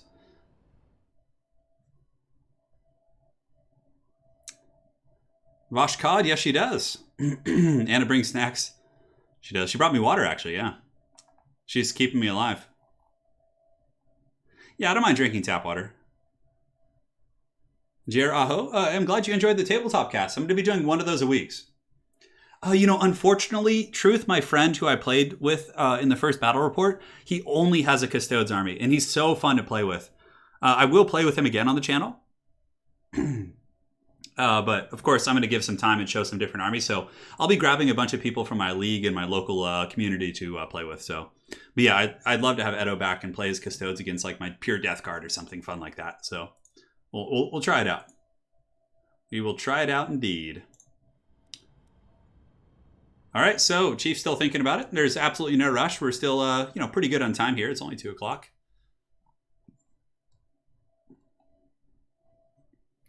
Oh, man. You guys want to see Tretch? Oh, my God, Tretch would be wild. So Chaos is pretty good at riding down Wood Elves. That's why. They basically just Chaos Knights are pretty cost-effective here.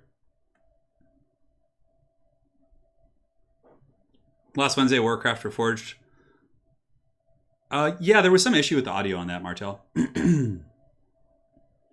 Zypho says he got smashed by a Chaos player last time, so he's banning Chaos. Smart. Oh, in Bretonia! We, the Knights of Bretonia, shall be your shield. So here they come. Should be quite epic. Bretonia is kind of like, has many similar elements to the Chaos Cap Pressure, so this will be fun. But you know what Zablonsky's going to do is he's going to bring a full Air Force. Zablonsky's going to bring like 4 Hawk Riders and like 2 Dragons, and it's just going to be like, oh god, one of those games. But I mean, Chief could go full Air Force too, and it can do well. All right. Cartoon Empire says, how much does it cost to be your son for a month? Oh man, that's pretty funny. I don't know, man. Never thought about that. That's ridiculous. Sir Ostrich, you can't go to work, man. You got to watch. Turin, would you ever consider making a figurine painting video? I would. Painting is really painful for me, though, so I might do it, though. But honestly, probably if we're going to do painting tutorials, it'll be done by Lady Turin, because she's a better painter than me. So we'll do that at some point, whenever she's feeling up to it. She's working on all kinds of cool projects, so...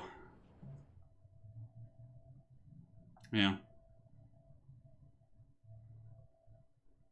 Hippogriff Knight spam, you can use like Pegasus Knights. It's really funny because I don't know if Chief was watching yesterday.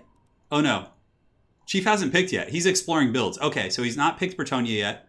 He hasn't declared anything, so he's still thinking about it. It looks like he's thinking either Dwarves or Bretonia.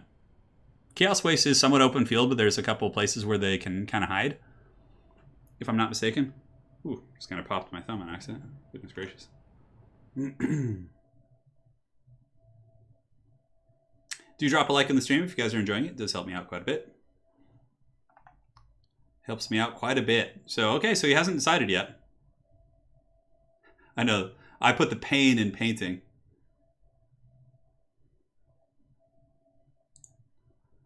All right.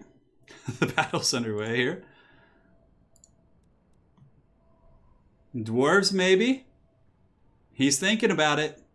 Now, it's interesting because Chief has some intel here. Obviously, when the players are not playing, they usually are watching the stream so they can get some intel on their opponents. There's nothing, again, that's fair play. Just like in any esport, really. So, I mean, Chief probably knows Zablonsky's Wood Elf build, but will Zablonsky switch it up, just the mind game? How many layers are there to this mind game is truly the question here. That's really the that's really what we got going on. Weight Watchers are okay against dwarves, but they're very expensive, and dwarves mostly have shields across the board. So yeah, it's hard to say. Isn't there always a corner of the map for the dwarves? So Thien Vu, to answer your question, buddy, you cannot. We have rules in our tournament that disallow you from setting up your army on the edge of the map. So you're not allowed to do that.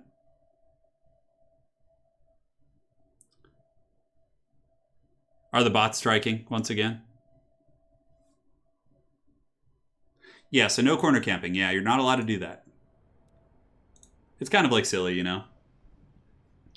It's really good in campaign. If you're playing dwarves, you can literally take like massive enemy armies if you just have like a Ironbreaker box in the corner with some artillery and like Iron Drakes and stuff. Thunders or bows. It's really nasty.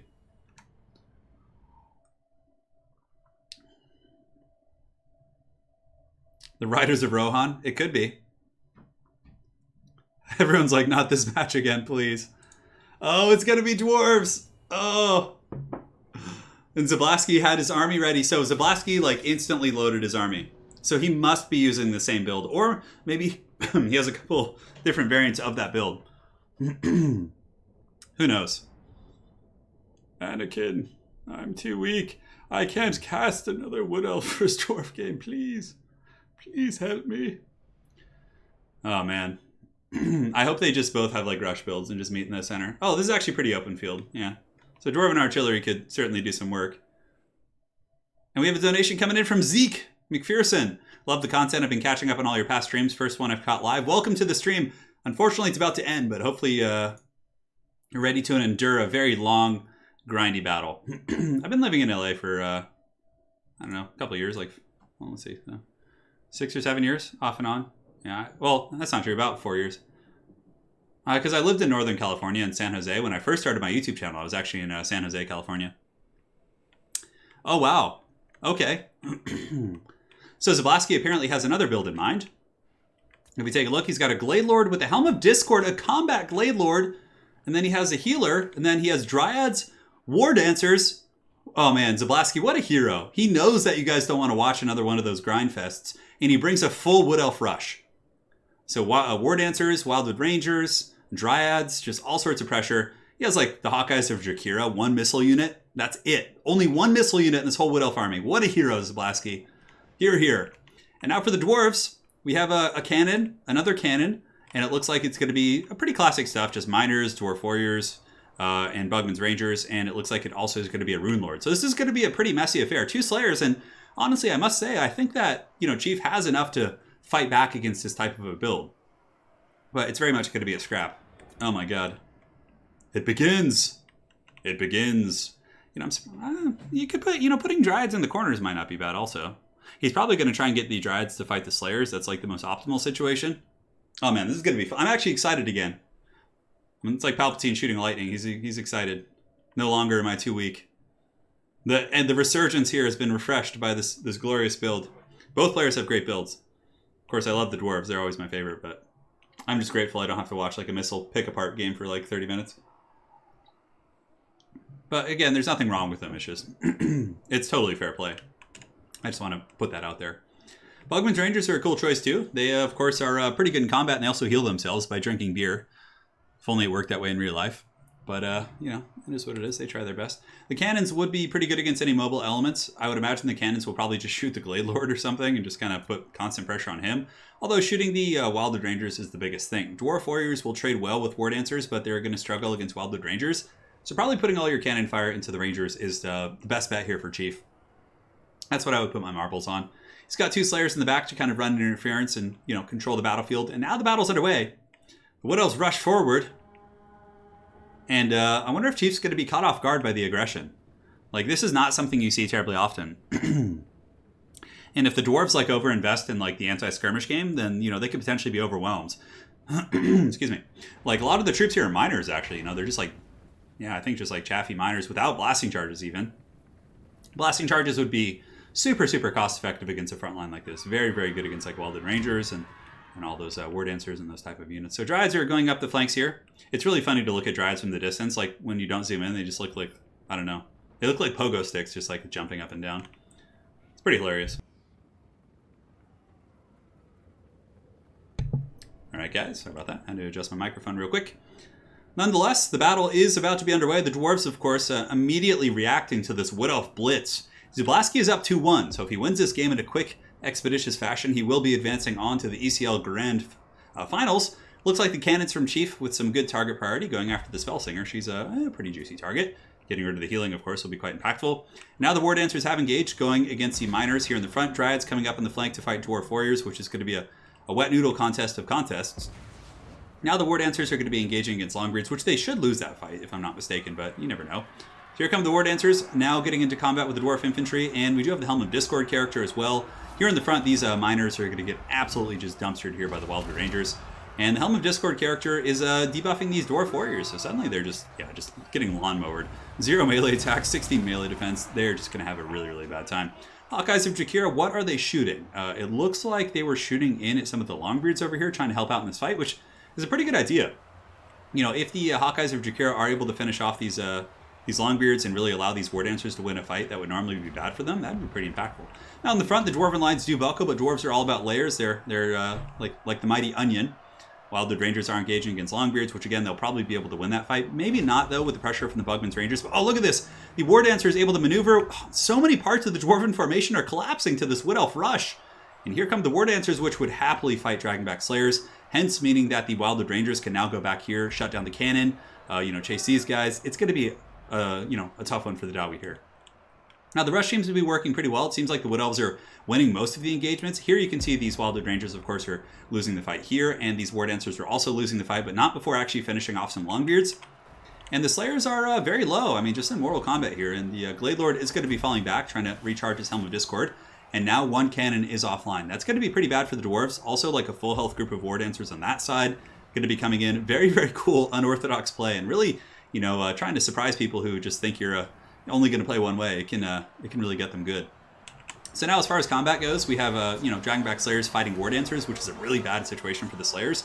War Dancers are incredibly good against light armor with a bonus force infantry and also the numbers advantage at this point, so they should be able to win that fight. And in the back, one cannon is fully shut down. Bugman's Ranger is about to be shut down, and I would imagine that they'll just methodically push through, get the other cannon eventually, and I don't know.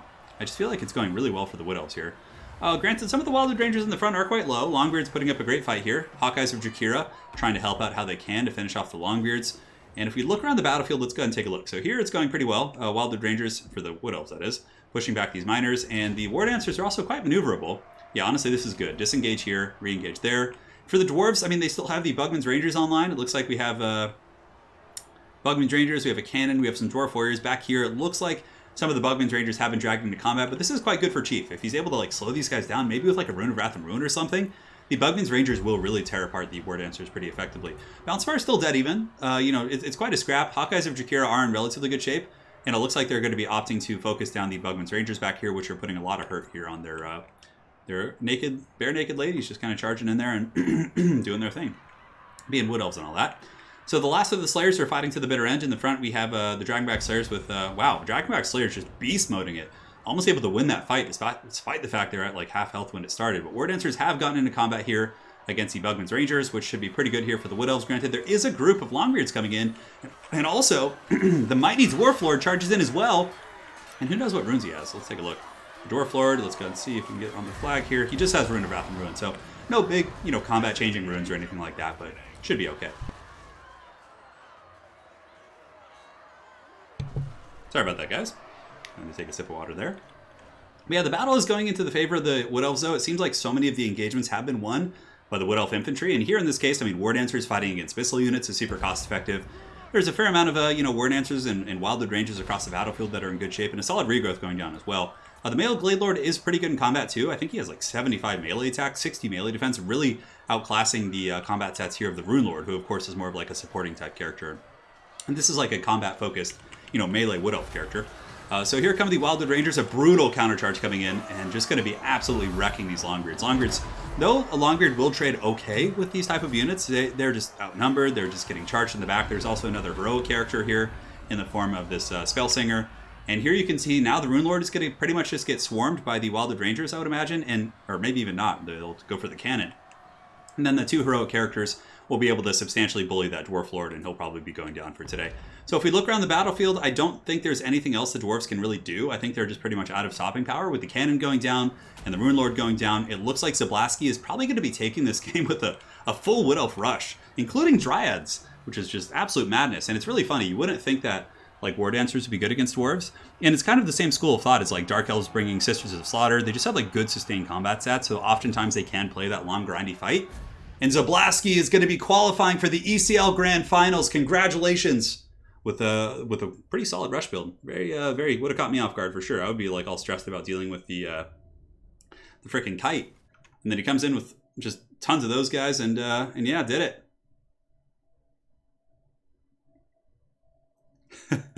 All right, so let's go ahead and update the scorecard. Well played to Zablonsky, qualifying in the last qualifier. And let us go ahead and add his name to the letter of champions here for the season. We're going to go ahead and get him here. So Zablonsky is qualified.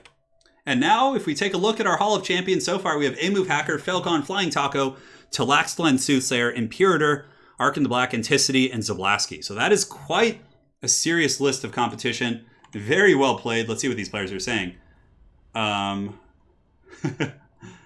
man. Zablonsky saying, finally, 3rd time is the charm. So Zablonsky's been in the finals 3 times this season. Now, where's my princedom? Yeah, he's here. You're in. Well played. Grand finals, brother. GG's.